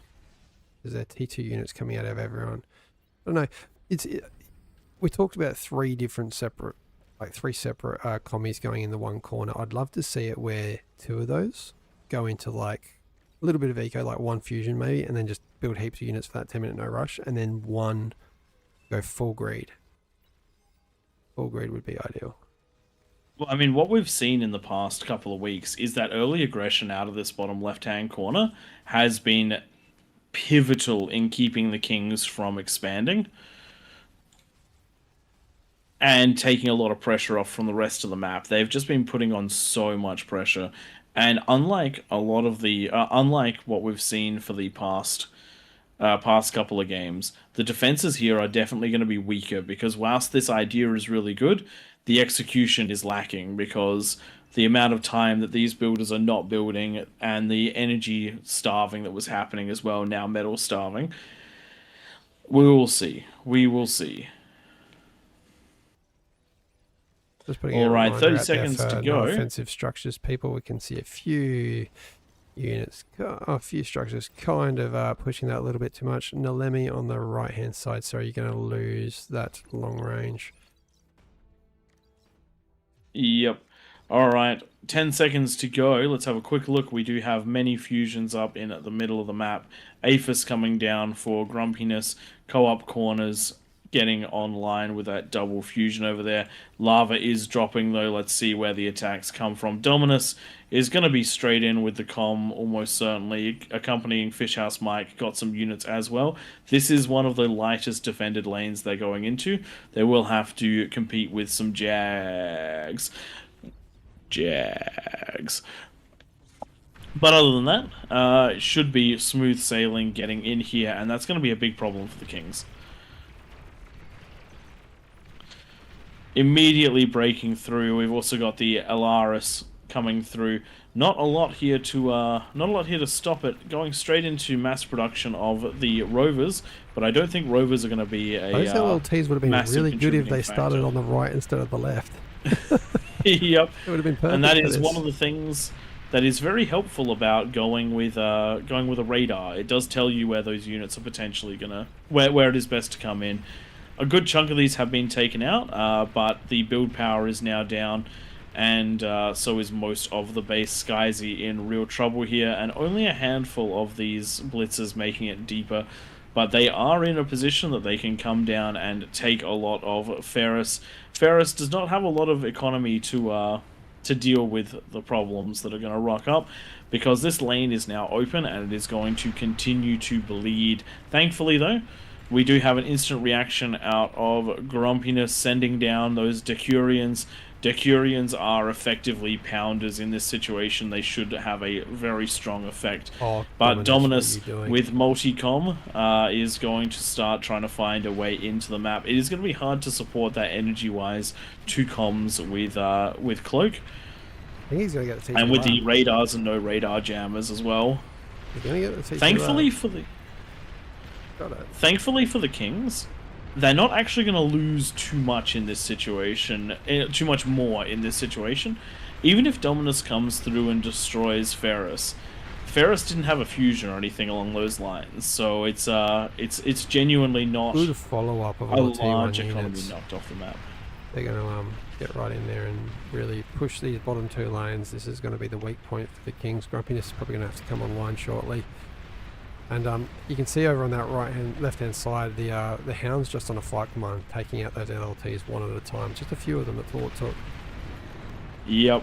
Oh. Now, let's have a quick look over to the right hand. Oh, no, Actually, in we've the got middle. units penetrate. Oh no! The units actually, invisible tanks through all this, managed to get into the middle of the map. Let's They've rob the destroyed. madman. Who else? Rob the Madman! He's It's back. always Rob the Madman. Oh, we love it. King's King's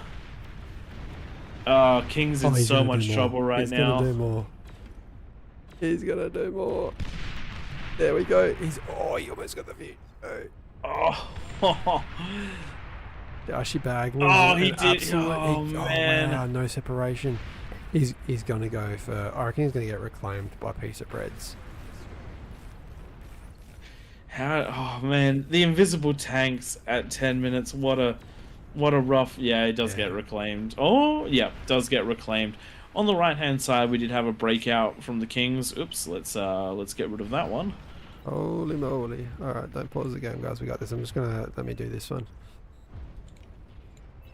There we go. There we go. Is cleaned up. Unfortunately, you do have to build those ones a little bit further back. King's in trouble.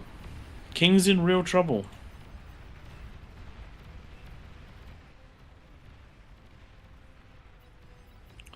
I would delete that one, but I'm pretty sure the Arbiters have got that for me, so all good there.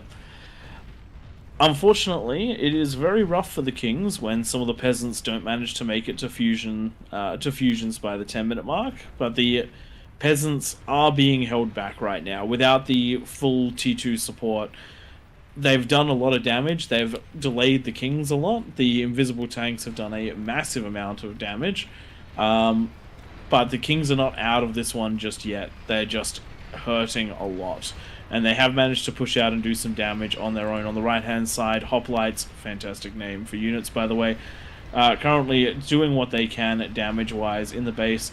Demander, though, in the right position to get the D-guns off. Unfortunately, the units are now through that choke point, so quite a lot of them get taken down. Second comm probably going to go down here. Only a few hoplites left. Dead vegan cat cleaning up some of the last ones, but damage has been done in this area and will continue to be done. These are two lanes that are going to struggle. Bottom back up to the top of the map.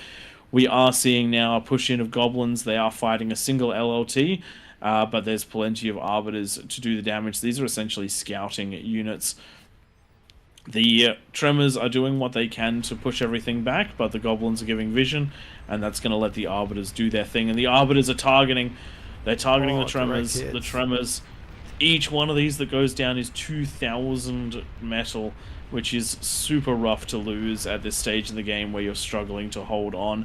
But they need to be taken out because as soon as the offense slows down, these will be put in position to just start firing indiscriminately at the top of these hills. Right-hand side, we do see units pushing in right now into Frank's base. Franks does have the double fusions, and he's also got the defensive bastions. The bastions, though, quite far back, so they are taking allowing for some movement of units. Rob the Madman play a solo. Oh my god. Oh, if anyone Fishhouse Mike. Oh no, that's Rob the Madman. Sorry, Fishhouse Mike was just looking at them. Nearly got the fusion, not quite, has backed away. I understand though wanting to keep these alive, and if you can keep these players in the middle suppressed, it's going to make a big difference. The units have been somewhat found, so they're going for the build power to try and get those chain reactions and slow down the economy. Nicely done with what you can right there. Aggression, though, just continuing on the bottom side of the map, both sides just working best they can to try and break in. Units pushing for the middle, but there are plenty of things coming from the middle of the map to clean this one up. On the right-hand side, we do now see Ice on skates trying to make his way up. Large amount of sumos, but taking so much damage from that comm. Comms are so valuable for defense in these games. These but the units are up now. Ranks bottom right king. They're pushing in now. They're going to see the build power, and that's essentially third king reset. There are those missiles taking out that build power, chain reacting, and we've only got a couple chimeras holding these back, and it's all over for this player. I understand the desire to go T3, but this was not a T3 moment right here. You need the units to defend, because now this is the whole bottom of the map somewhat open now. King's really struggling. Red is under also, yeah, wow. Okay, that player there is going to get a...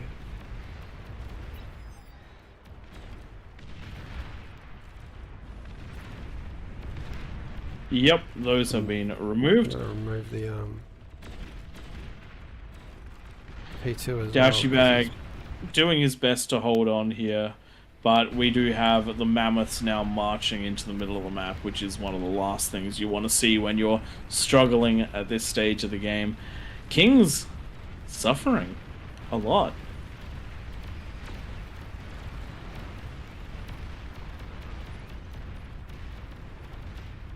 You can see here on the left-hand side, Wizard of Hog building those defensive bastions, and you can see in the name it says defensive bastion. We're giving you as many context clues as possible with this. My favorite phrase. It's yeah, this is how to space them. Pull them back so they can't reach anything of note. If you want to go and like shoot stuff off the cliff, build a unit. We won't penalise you for that. Just like we're seeing in the south, we've got a vanguard pinging off at range. Once they build up in numbers, I wouldn't be surprised if we see Jaleo creep them all the way into the middle to hits Sky Z-Wire once more. More tremors on the left. Nateria copying Yoshi Bag, who is currently being pushed by Mammoths on the north. Oh no, the Mammoth has seen the comm, but the comm is easily going to get the D-gun on this one. But can it get it on the next? I don't think it can. 4%, 0%. Yes. There we go. Calm down. Good. One of the last lines of defense. And we're seeing a defensive bulwark. Will this be the curse of the bulwark? Oodles has been feeling like he's been on a losing streak right now. But the question is, can he turn this into a winning streak? He's got the opportunity right here to do it. Just has to get a couple more steps in. D-gun onto the Bastion. Curse of the Bastion. They're too expensive. They take too long. And this is going to be... Oh, so close to the fusions. Oh, so close. What even got it? I don't know. I think it was the long range over on the right. There's an agitator. A defensive agitator. This Mammoth, though, it's just beelining it now to get to these. Won't take They're much. so It's low. in range. They're Just so attack. low on health. Just attack Oodles. Attack ground. building in front of it to try and keep them alive. There you go. 16, he's hitting 5%. There we go. That's the economy done. That is the economy done right there. Oodles coming in with the clutch plays at the top to put even more pressure onto the Kings. 2 pumps. Grumpiness. Oh my god. So bottom of the map is a mess. Let's just be honest, it is a mess. And the top of the map now is also a mess. Left side, we do have the peasants pushing in as well. The right side, where Kings were pushing out, it is now being reversed. And the hoplites that went out are now hoplites that are coming in. It does look like the peasants have the hoplite advantage. They also have the long range coming in behind as well. Rugbish is going to struggle here to get enough units to stop these hoplites from breaking into the base. The hoplites, though, fighting an incinerator, that is not what they want to be fighting right now. Look how much damage they're taking fighting that incinerator. Want to be taking things out in the base. The ticks, though, the ticks have... oh, sorry, these aren't ticks. They're wheelies getting into the base and dealing some good damage. They're trying for the build power. 16%, 10%, 4%. Gets the first to the build power. Can it grab a second one for that chain reaction?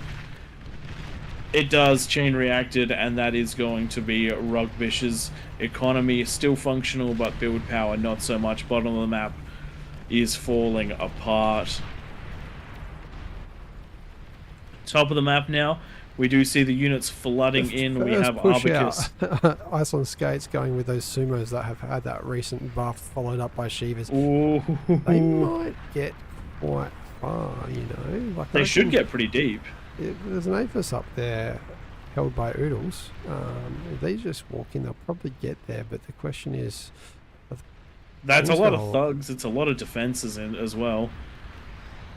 And there's comms here too. All the comm has to do is get it near them, invisible, and drop some D-guns. And it does look like he's being forced back.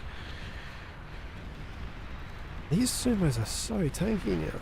They're so tanky. I was watching one of them fight the Mammoth just before, and it tracked better than I was expecting. Let's have a quick jump down to the bottom of the map again. The units have pushed in that little bit more. Chain reaction caught just a little bit of that. Grumpiness's build power and conversion going down. The Soul Invictus is here to defend, but all the peasants have to do is take out that one Soul Invictus, and they're in for a good time, or just walk past it. Hoplites, oh, they were past it, but now they're fighting the Soul Invictus. Everybody's fighting the Soul Invictus. The flood of units, though, has just started in earnest on the bottom of the map. Every player at the bottom now contributing. Has given up this one. He's dropping out of the game, rightly so. It is game over on the south there. He tried. Ladies and gentlemen, peasants using the aggression and finding the lanes least defended. It is so critical. It is oh so very critical to defend your lane at that 10-minute mark. It is so critical to be able to get yourself up to at least one fusion by 10 minutes, preferably more. If these are not things that you think you can do, then you're putting your team at risk. Brad's build power goes down now. One of the last. Oh, there are 4 comms still.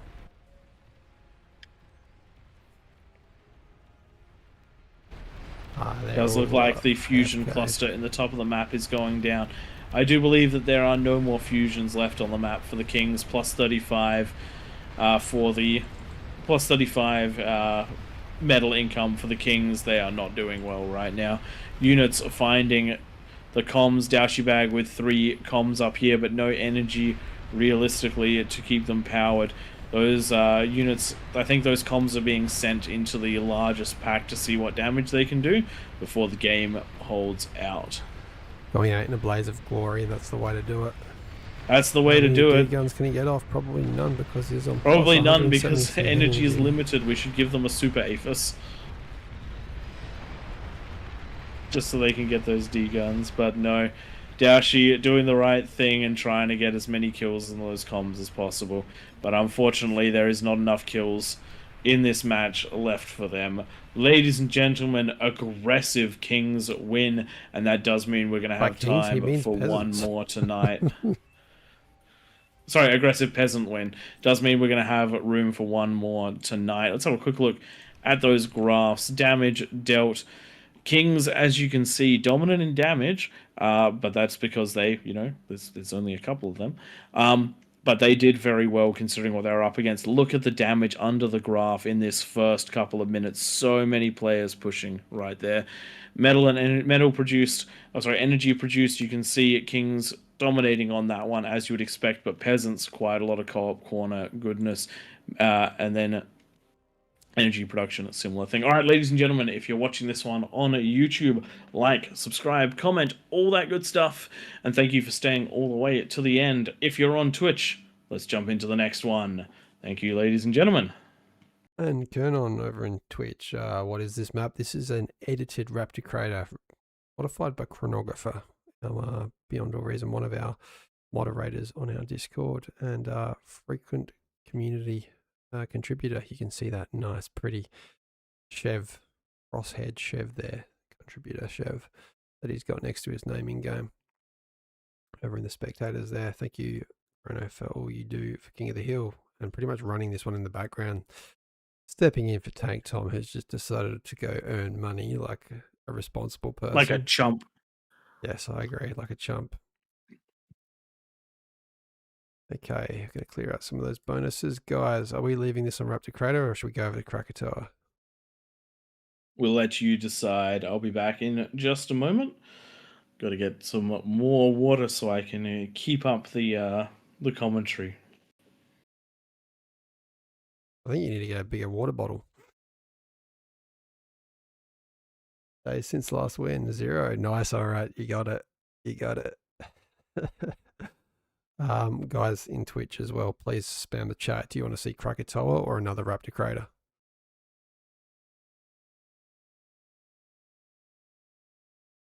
Come on. Come on. Type. Krakatoa or Raptor Crater? Think quick. All right. It's going to be Krakatoa. Chronographer, if you're listening, you hit that up. Otherwise, I will do it.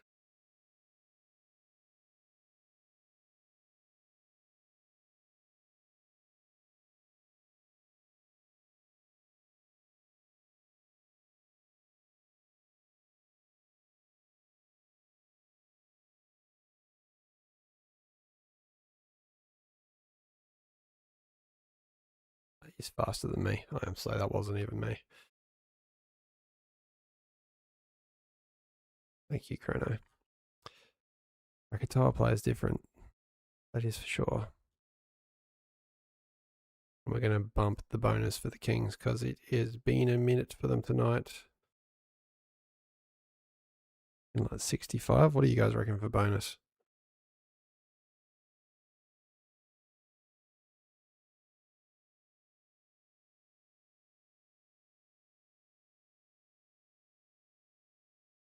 Air only needs asks. Air doesn't work too well in King of the Hill, we have found.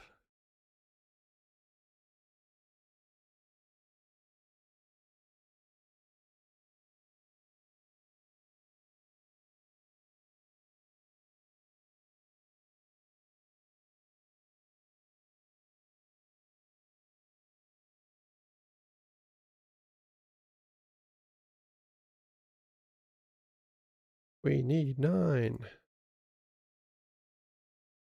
9 kings, guys. Jump on down. I'm not talking much because I'm adding these bonuses in here. Anyone can jump down there that has at least some idea of how to play Beyond All Reason or King of the Hill or. Don't need both. We've seen plenty of low OS players be absolutely dominant at King of the Hill. We got Dominus down there too. The creator of Krakatoa. If you want to make a King of the Hill map, in the DMs of the AllReasonNoLogic Discord and ask these guys how to do it, because I certainly don't know. I know it's a lot of trial and error because it's about inverting the map at certain points, identifying the map heights, and playing with it until it works. Dominus spent a long time doing Krakatoa. We need 2 more kings.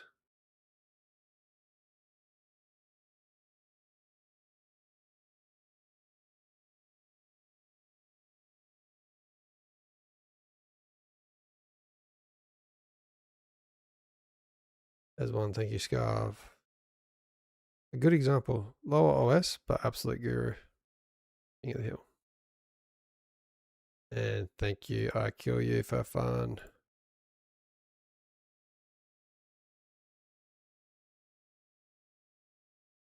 Why have we been added 50%? Who's changing it to 50? I'm putting 65 for a reason. Oh, actually, yeah, it's a bit high for Krakatoa. I forget.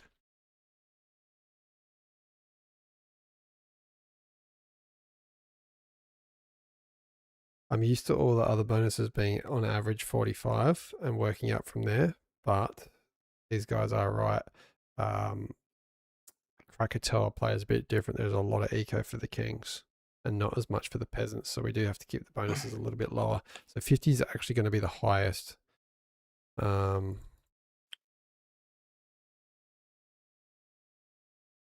Yeah, I forgot. All right, here, Yeah, ladies and gentlemen, it's I am 50 back. too high, Praetor.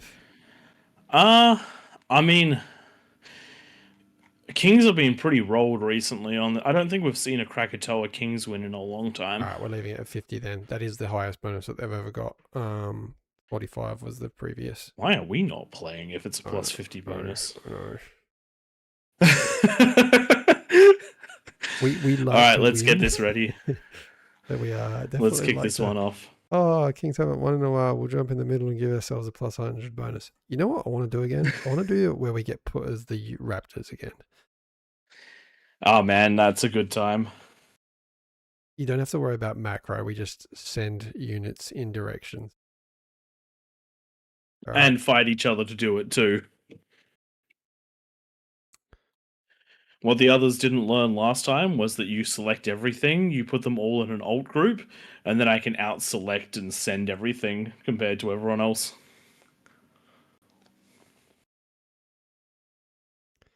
Okie dokie, okie dokie. Where are we going? Hello to those guys watching over on the YouTube as well. For AllReasonNoLogic. We're a little bit quieter there, but still love to have you there.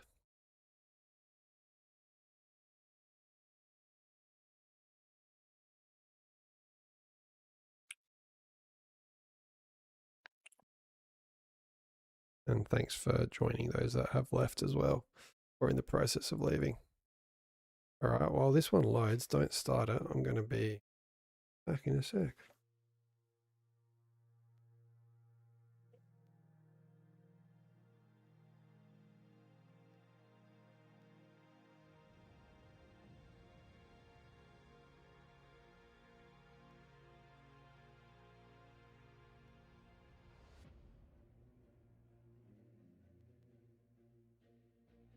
Welcome, Commander.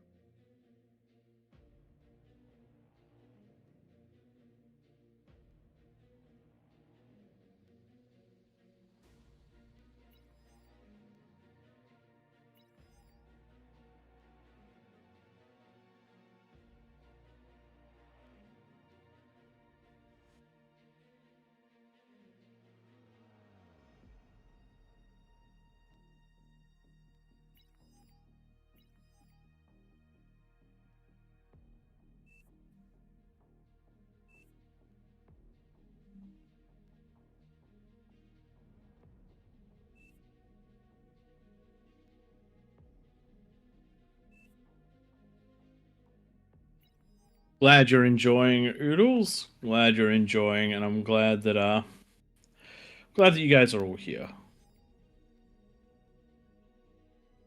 I'm back and happy birthday, Press. Thanks, Twig. Thank you, Twig. You know, Twig was my first birthday call of the day, which was very nice of him. It just means I get up too early to work on my house for way too many months. Yeah, it does. Free spot on the left-hand side with no commander starting at it yet. There we go. Someone jumped there, just as I said it.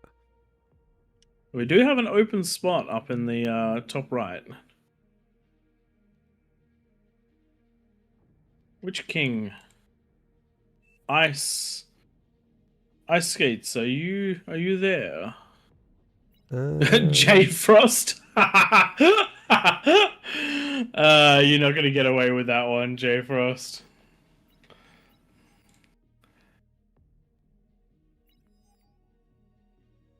They're just messing with you guys. I feel like they would know.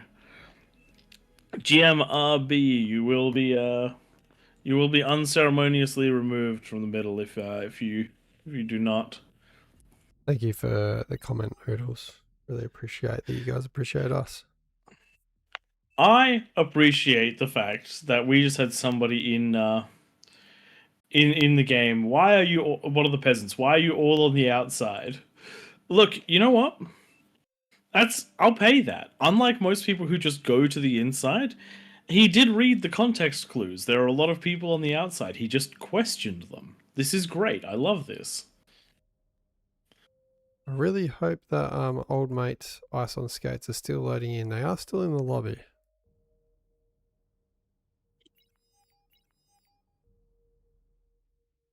Does anyone know Ice on Skates in person? Flick him a message. Otherwise, we might have to read this.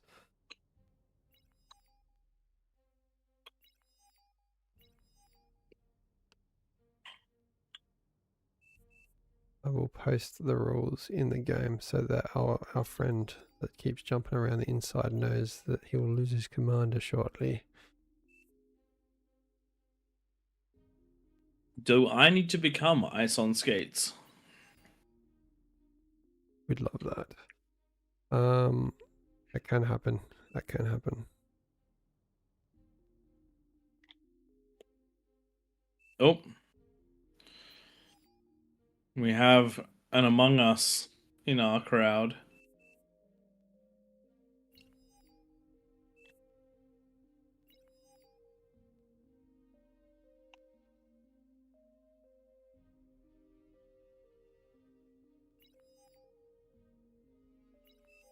Alright, now this is going to be tricky because you're going to jump in, Prey. We're going to have a pause in the casting while Oh no, he's here. He's here. He's here. It was just bro's work. He's got a mouse that spins the fan in his computer on a clock. Under the desk, he's got a little treadmill for power, and the mouse is for all of the gigahertz. All right, ladies and gentlemen, let us kick this one off.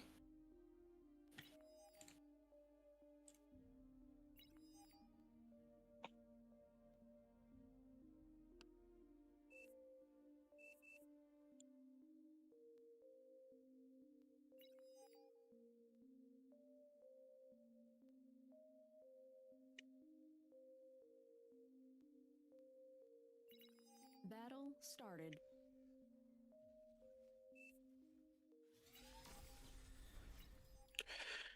Good evening, ladies and gentlemen. Welcome to King of the Hill on Krakatoa. We've got ourselves the highest bonus the Kings have had to date. Can they break out and get their first real win? Or will the peasants come rolling through and destroying them from the hills like we've seen so many times? The key to victory on this map is not to have a T2 Geo at 10 minutes. They are so damn vulnerable. Those And I'll spicy say it every Geos game until end we the see it. game. Okay, Ice on Skates is not there. Okay. Prey is going to be added to the game. I am going to add you there. That's good because we at least had him select the position. What this is going to probably mean though is I'm guessing he's coming back. You can just see he's got a lag. If he reconnects, you'll mean there's 2 players on one team. Sounds good to me. All right. Give me a second while I put Praetus on Ice on Skates team. Join. Did that work for you, mister? Yep, I am now Ice on Skates. Okay. You can now resume the game too.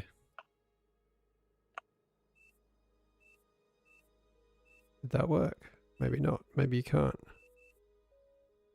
Battle resumed. I can. I just need to do it twice. Okay.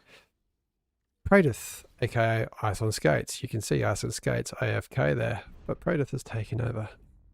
Been inserted in by the power of technology.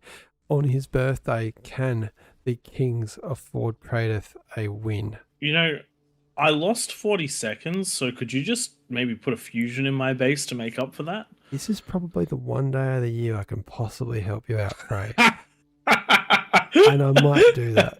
Okay, Twitch chat. Tell me what, let's not get too, I'm not dropping a behemoth at the 1 minute mark, but tell me what you think's reasonable for a birthday present for Praetus to give him this little bit of an advantage. Oh, can I have a super death penguin?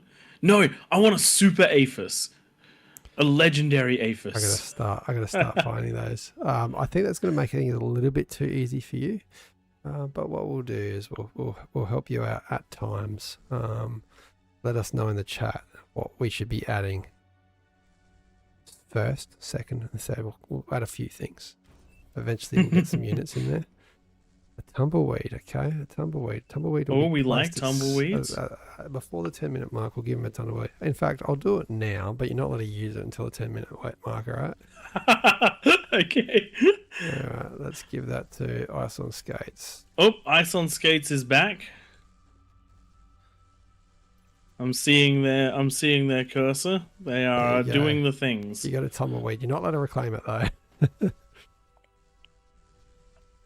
All right, you'll have to communicate with him that it's your birthday, that you get priority. He can eco while you micro. That's the fun thing to do, right? Although a lot of people like to eco in gaming. We will see what we can do. We'll see what we can do. Is it okay to build a Cerberus in the Geo spot? We have been asked in the chat. Yes. Where is yes, a it is. T2 commander? Has anyone gone Cortex? We'll wait for DC bag and I'll show you why it's okay to build it. Oh, I might as well just tell you now. We have nerfed them. If we go back to the main menu on the AllReasonNoLogic stream and you scroll here, tweak units, serve range 600. It has its range reduced from I think 1600 to 600. So they are fine to build, but they are expensive and they are only really good at defending against T1. And at 600 range, I'm thinking like even the rocket hovers outrange them. But to help those Cortex players out, you can build a Brood. I cannot select any. I'm just still looking for a T2 constructor. One is not coming on my screen though. So yeah, anyway, we've added the Brood. That's the short of it. So you can build that for any team apart from Legion. Legion is on, isn't it? Yes, it is. Yes, it is. What are you thinking, Prey? You're playing as Cortex. Or are you just letting Ice on Skates do stuff? What is... Oh, God. What? Why was there an enemy tumbleweed? I have not added that. Or did That I? tumbleweed was not our tumbleweed, just by the way. Maybe I'm adding them... I have to clear. Okay. Learn something new. I have to clear after. If I click anywhere, that's going to be a problem.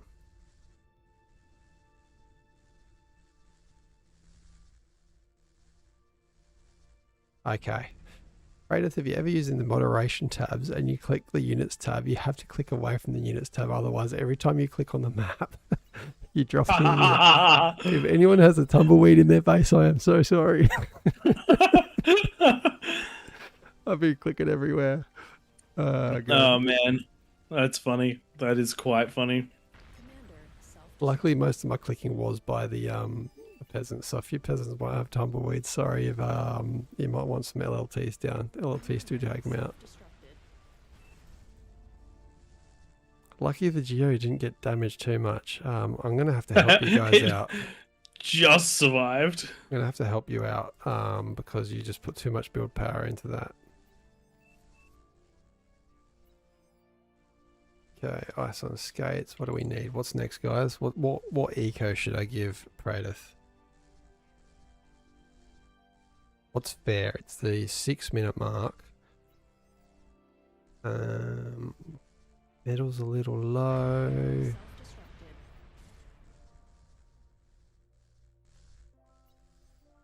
Okay.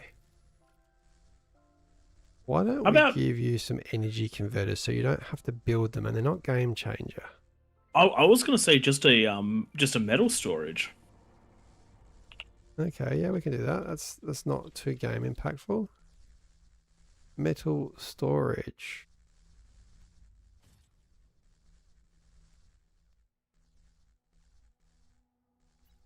Why is it not letting me select that one? There we go. There you go. You got a metal storage. I think that probably makes up for the 40 seconds that we missed at the start. Hopefully. Okay. Commander, self-destructed.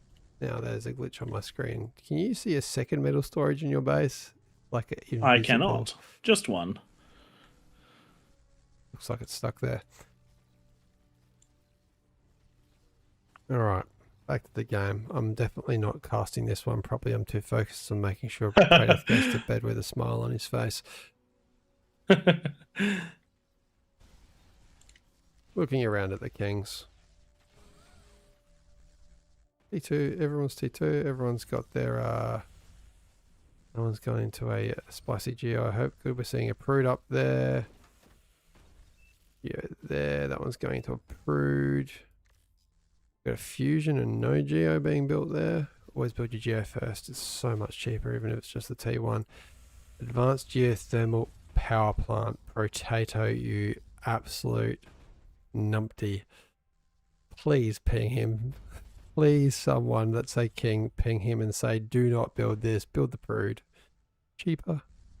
And... oh god, we've got T2 wind.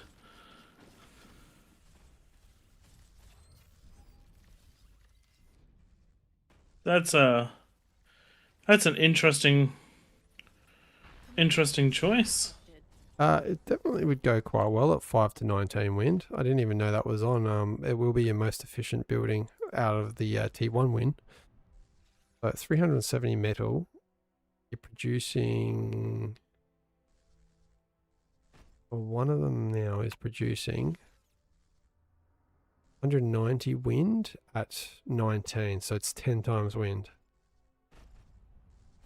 And the cost is 40 versus 370. So it's actually more efficient than the T1.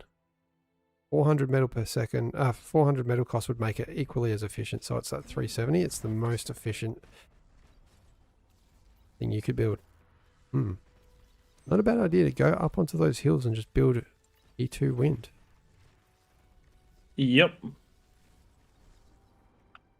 Reminder, guys, no offensive structures. I'm also moderating than casting this one, apologies. You can see their man bear pig building his persecutors far enough back that they're not lapping into the defensive area of the opponent. Potato is 100% going to be the lane that falls, I feel. Unless he doesn't get pushed because he has that spicy geo. If that goes pop, I'm just going to select that. And if I press space X, you can see that's the explosion radius. It goes all the way to his back mechs. That's his entire base. If that goes, the entire base dies.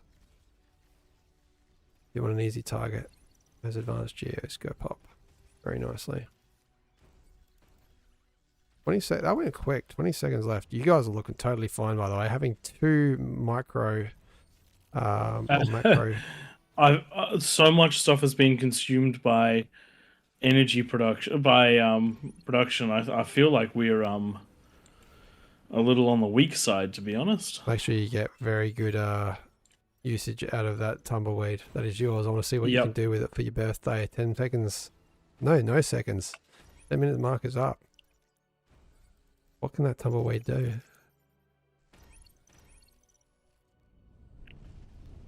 Are we getting pushed anywhere else? Nowhere else has really been pushed apart from down south. Ferris has not gone into many units, and he's breaking the rules, so I'm going to have to remove that. It looks like we have survived the 10 minutes, so... Well, we did a lot. We did a lot with that, that's the answer. I hope Dominus is, oh, where did the tumbleweed go? Got killed? Yes, it did. It nearly destroyed a comm. Now, south is a problem. Sheldon's built, but they are not the right answer to everything going on here. There is a Rampart geothermal anti-nuke jammer radar drone platform. No drones though, because air is off, so there is essentially no defenses in this base. This bloke needs to build fiends. Someone type to him fiends, because he's about to lose his base. Dominus could react, he is, but not fast enough. He's trying to get that T3 going, and I think we've got a fallen lane if this fusion goes down.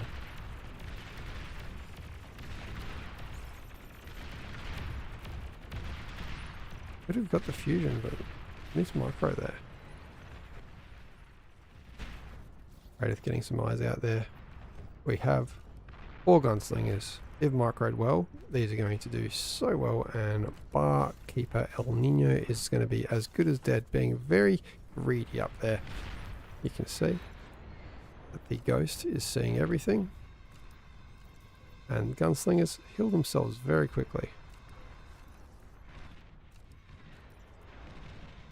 That boy's coming up. And they're going to start shooting.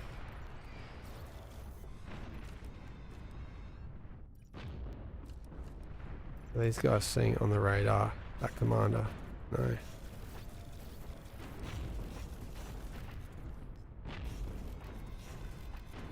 Gunslingers now in vision. Commander has been seen. Oh, miss micro there. 2 more shots and that's dead. There we go, that's going to be a dead comm. And reactions needed. Somehow Ferris is still alive. Just a few grunts.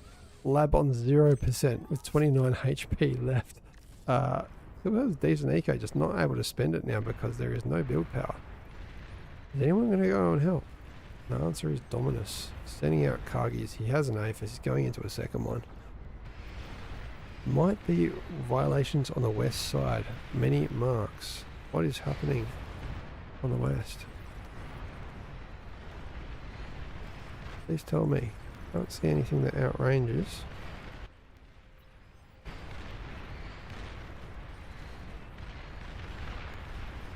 Let me know in the comments. Oh Not seeing man, it, I could be blind. Lingeron is in and is in the back of Potato. That's not good. Yeah, Potato with that advanced geo, he is changing it finally to a Rampart, and it's got 6 seconds left. Oddly, he didn't go and build a fusion. Oh, he did. He's up on the hill building a fusion, so he was waiting for that fusion to be built before turning that into a Rampart. He is now safe. He has survived. He lived life on the edge for 3 minutes and 45 seconds. Rugbish is doing fantastically, pushing out with all these hoplites. I'm still learning all the Legion units. Thanatos getting some accurate rockets up, but they do have quite the reload time, so Commander there might take some of these out with the explosion. There you go, goes down. But a Peasant's Lane is fully breached, and I'm a little bit behind the times because Praetor and Ice on skates. I'll just give Praetor all the credit because it's his birthday.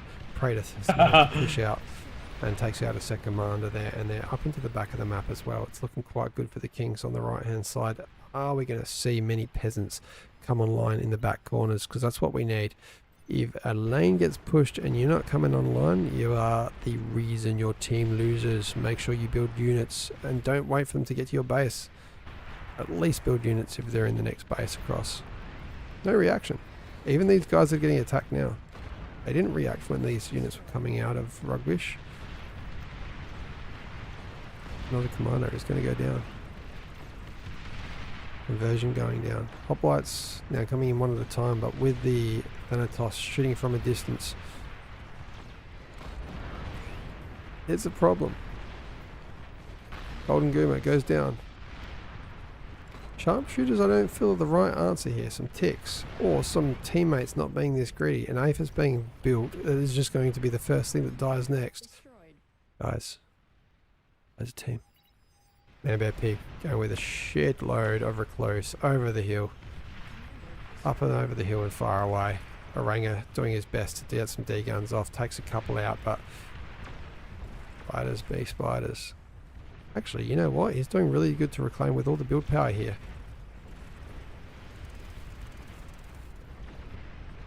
And the commander get another couple of D guns off. Good thing about the Recluse is the missiles, well, the good thing for the defender, the missiles do not track. This is a better reaction. You can see here a player, piece of bread, just sends the units around to help defend. And that's mostly defended. Three Kings have managed to successfully push out. Rugbish taking out a couple bases now. Same with Praetor. Praetor's doing well. And he's getting joined by Scarv. Scarv, once again, demonstrating that OS isn't everything. Up on the hill has a second eco with 3 fusions and an APHIS coming up, as well as having the Geo down the bottom and a fusion.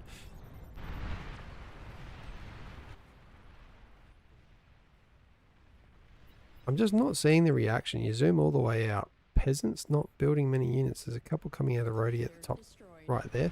These guys here. Twig, top left, just above Manbear Pig's base. Yep. A couple of pings going down on what I think are catalysts. Yeah, it is. Okay, I'm going to remove that. Give me a second.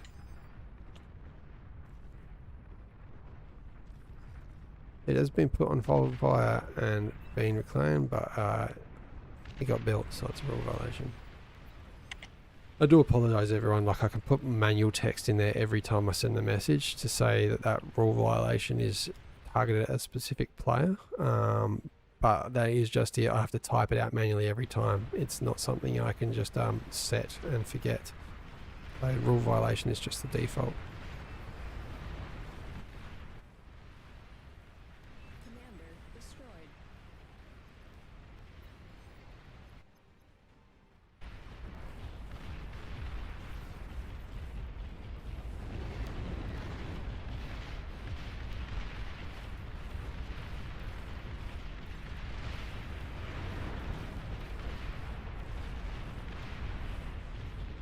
Tremor's being used quite effectively here on the bottom right.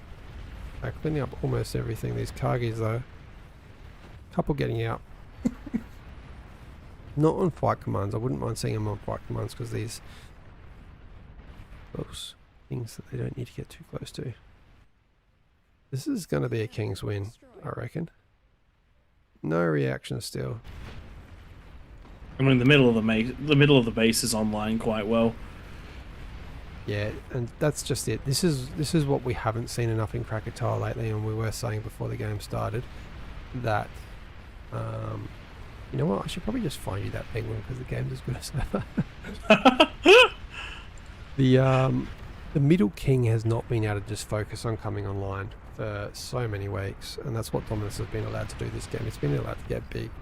Got 5 APHISes up there, all 4 advanced geos. Energy income's at 30k, which is massive, and metal over 500 per second. So punching out those Kargis with ease. Having said that, eco's still slightly in the favour of the peasants.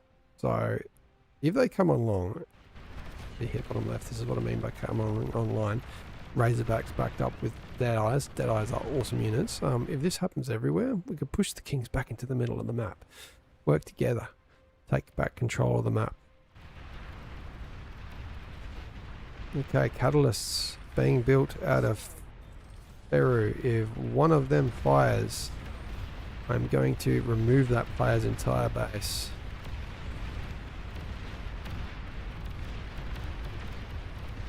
My god, I kill you for fun is up against a literal wall. Wow.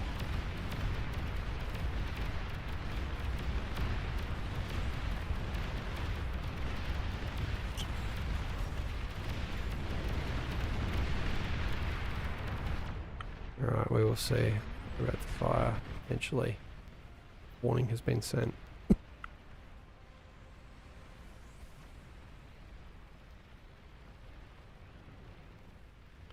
Buggy's pushing back in this corner here as well.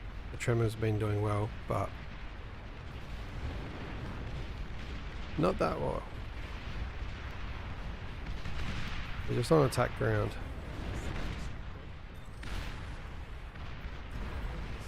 A lot of grunts being given out. There's your eco looking prey. Quite healthy. 3 APHIS. Second biggest eco out of all the... Oh, maybe not. Amber Peak getting huge up on the hill.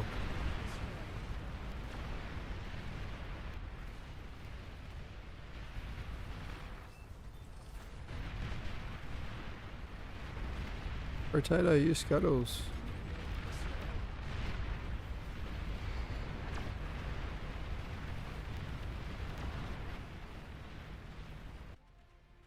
Definitely King's in control. Eco's still staying around the same, but peasants are slowly getting taken out. Each one of these peasants that dies, you're going to see the eco go slightly in favour of the Kings. We're actually going for a good old trade there. Takes out a few units, but that's going to be a dead base.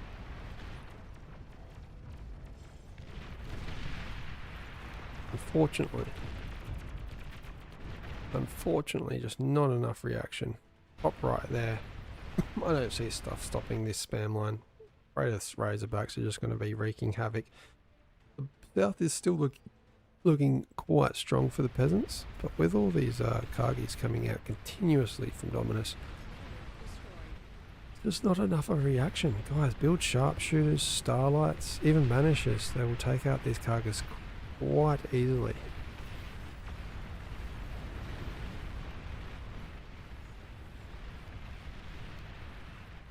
King's still getting hit very hard though. You can see Rugbish push back into their base. Same with Man Bear Pig, back in their base.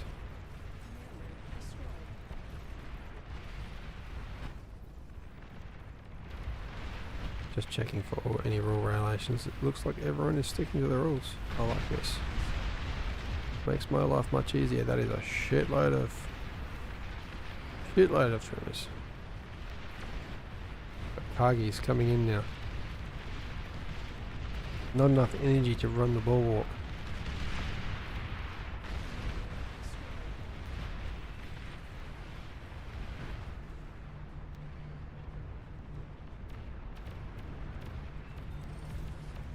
Somebody else did the rule violation.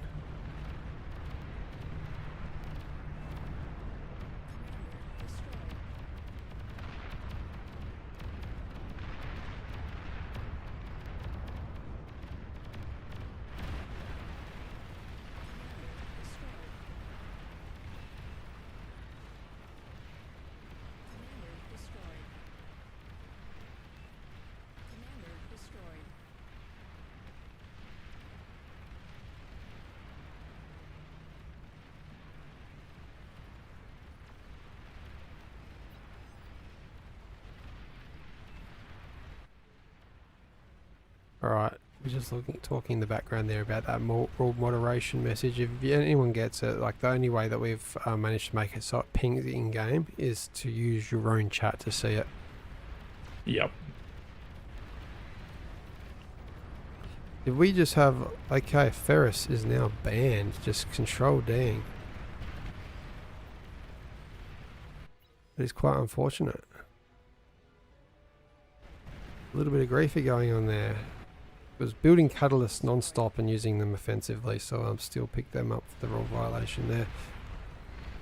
We can get back on with things. Dashi Bag's commander was visible. There was a... Oh, there it is. He's going to lose his comm. Razorback's going to be in, but there are some mammoths. Mammoths trade very well.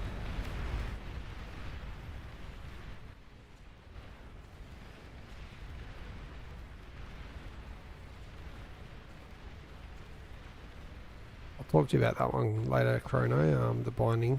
We just want a message that clearly pings in game, otherwise people ask us questions and don't have really time to tend to every answer.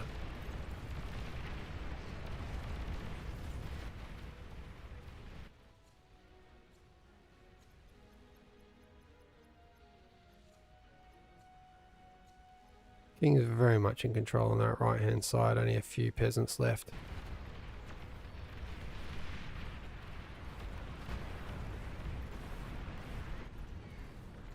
Few butlers on your side there, Prater.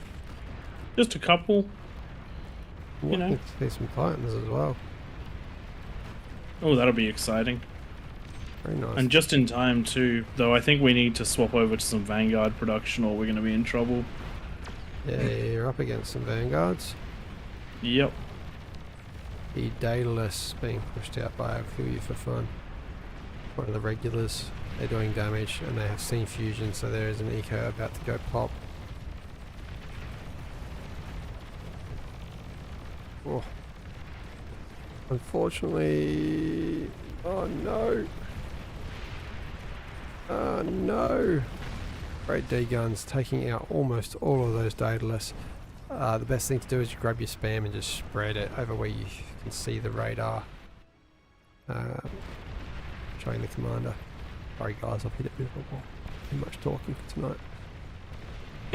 Yeah, so unfortunately because we had to sub me in, and usually the later the night gets the more I have to take over because Twig baby, Yeah, not is a baby, has a baby. I am a bit of a baby at times. I'm building a house at the moment. Probably talk about that. I can talk about that easily because it's all I do. Whenever I get a spare moment outside of work, I'm building everything myself on my house. After the initial build from the builder, just building the house without the finishes. Done all the flooring and everything, and now I'm on the stages of doing concrete and everything outside of the house, hoping to get in there soon. I won't say a date because every time I say a date it ends up being like another month. Yeah, houses be doing that to you. But it saves a lot of money. Got a quote for $35,000 to do a fence and retaining wall down one side of my house, one of the three sides of the one, and I finished it for around $5,000, so $30,000 not spent. Those titans pushing up into the top right. I love that comment. How do I pronounce your name? Kototek. Probably not the right pronunciation, but says, sounds like, Twig, it sounds like you need more build power. You are so right. You need way more build power. I really just need a whole lot more economy as well, so I can afford to have that build power. Yeah, he's built the converters, but he has not built the AFIS. I'm investing for late game. That's what I'm doing.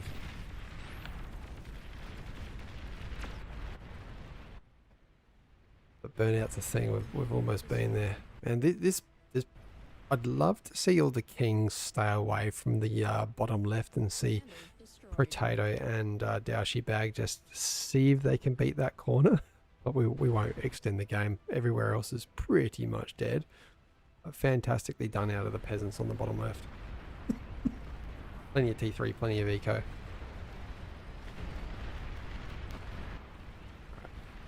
Where is this penguin Praetor?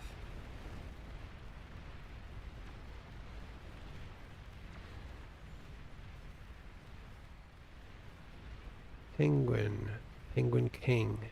Okay. Where is your stuff, Praetor? You want to control a penguin down the bottom somewhere? I would love to control a penguin somewhere where it doesn't constantly get taken over. There you go. There's one up in the top right. See if that one shoots at the ground. There's a penguin king. Just attack Whereabouts in the top right? Kind of left of that build power that's currently being built to build those AFIS. Ah. Shoot the ground. Ah, right. In the middle of the map. Sorry. I'm not seeing it. Top right of the map. You've got a whole bunch of build power that's healing a Titan. Ah, yes, I see it. Okay, now shoot the ground. See if that is the one that shoots the Yes. Okay, it is. Yes. Do with it as you will. Slow. So it's gonna take you know what? I'm gonna have to. Everything just died, so I'm gonna put it somewhere else. Where would you like it? Somewhere that could be defended. Why don't we put it on the bottom right against Jaleo? Jaleo is a good sport. I'm gonna put you on there, alright? Alright. It's going to be right in the middle of all the spam that's coming out of the bottom right lane. There you go. Yep. You got it. Show them your penguin, which is now walking away.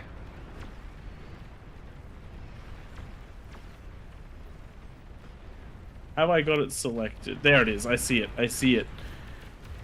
Oh, okay, somebody else has added one for you as well. Penguin quest.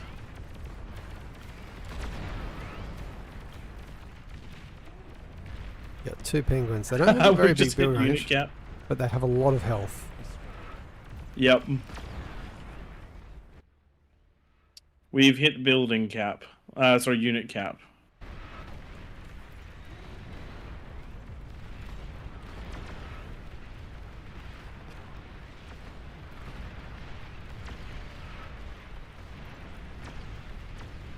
You're losing your penguins.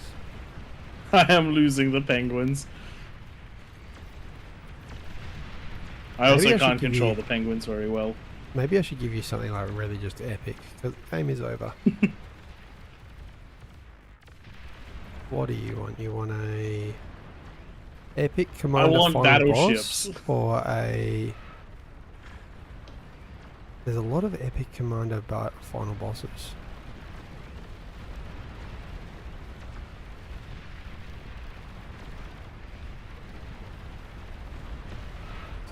Epic commander. Oh, the commandos are really good because they can't. Okay, you're going to do something that I do in game.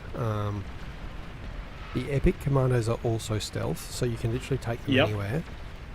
Yep. And you can build mines and then self-destruct the mines on the AFIS. Okay.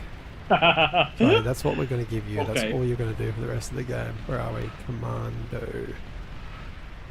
Here we go. Epic commando is going to get dropped down the bottom left next to that crater. Okay. Okay. I just gave it to the wrong person, so I'm going to remove that and give you one. There we go. There's yours. Okay, you can do that. I got to delete this other one. There we go. Alright, put it on invis. Where is it? Bottom left. Next to that hole Bottom in the left? ground. Next to the hole in the ground. I definitely don't have it because I can't select it. It says it's ice on skates, 100%. Bottom left. Sorry, bottom left of the bottom right. It was that bottom left. That Okay, makes sense. I'm gonna build it again, but you gotta put your screen where that was, just left of that one. Yep. All right. Try again. Ice on skates. Epic commando. Put it in vis straight away. There it is. I can't do anything with it. Can. I cannot. I've selected the entire map and I don't have it. Bottom right of the map. Yeah, I can see it. You see it walking. There we go. Now I've got it. Now I've All got right. it. Yeah. Don't let it touch anything. You can I build... can't control it actually. No, it's because Ice on Skates is doing other stuff with it. No. I've got so much lag. That's alright, you don't have to worry about engaging anything, you're just going to find APHIS and build heavy mines on them. Keep walking in that direction, you'll have a good time. And then you self-D the mine.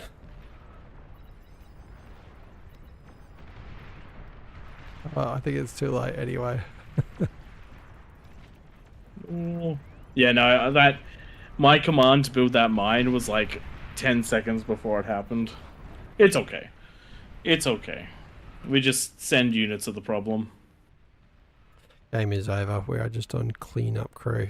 I'll just give you the epic boss just to end the game.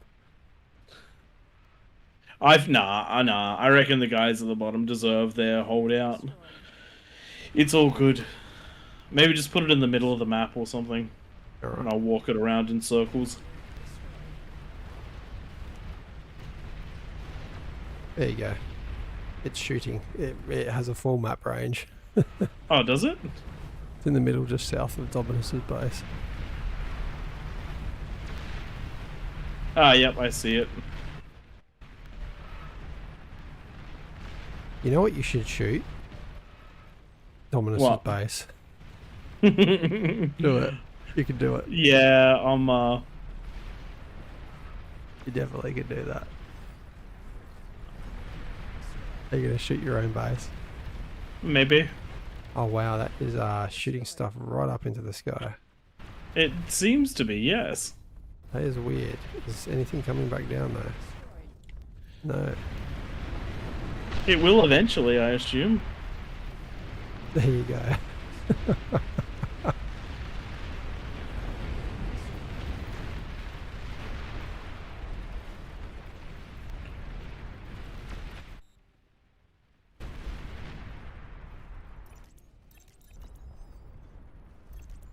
Give to peasants. Okay, I'll transfer team. That's a great idea. Who's left in the game actually? Who's the last commander? There we go. I'm going to give this guy an epic to even it out.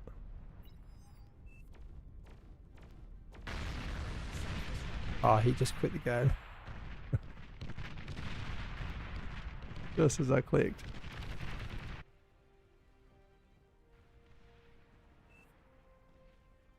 Battle ended. All right, well ladies done, and Kings. gentlemen. Commander Kings destroyed. with a high 50%. bonus have managed to overwhelm the peasants. Now, I personally would have quite liked to see the peasants getting super aggressive at the 10-minute mark. We had like 6 beamers to save our lives at 10 minutes. But on that note, thank you everybody for joining us tonight. Okay, I'm going to clear the lobby. Hit the Twitch for what map you'd like me to throw you into a large team game. Yes. Tell me what map. Don't say Supreme Isthmus. Okay. Clear all this without taking away event mode.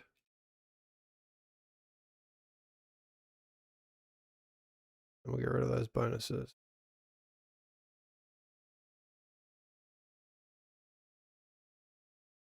Did the game just crash, everyone? I think the game just crashed.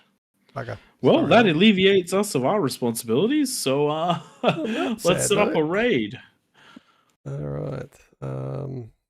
Thank you very much again, Zerom, for the happy birthday wishes. Hope that all of you guys enjoyed.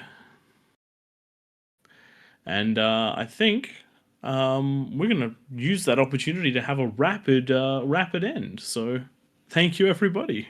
Thank you very much. I will send the raid across from the AllReasonNoLogic, who is still streaming. 2 pumps. That'll do.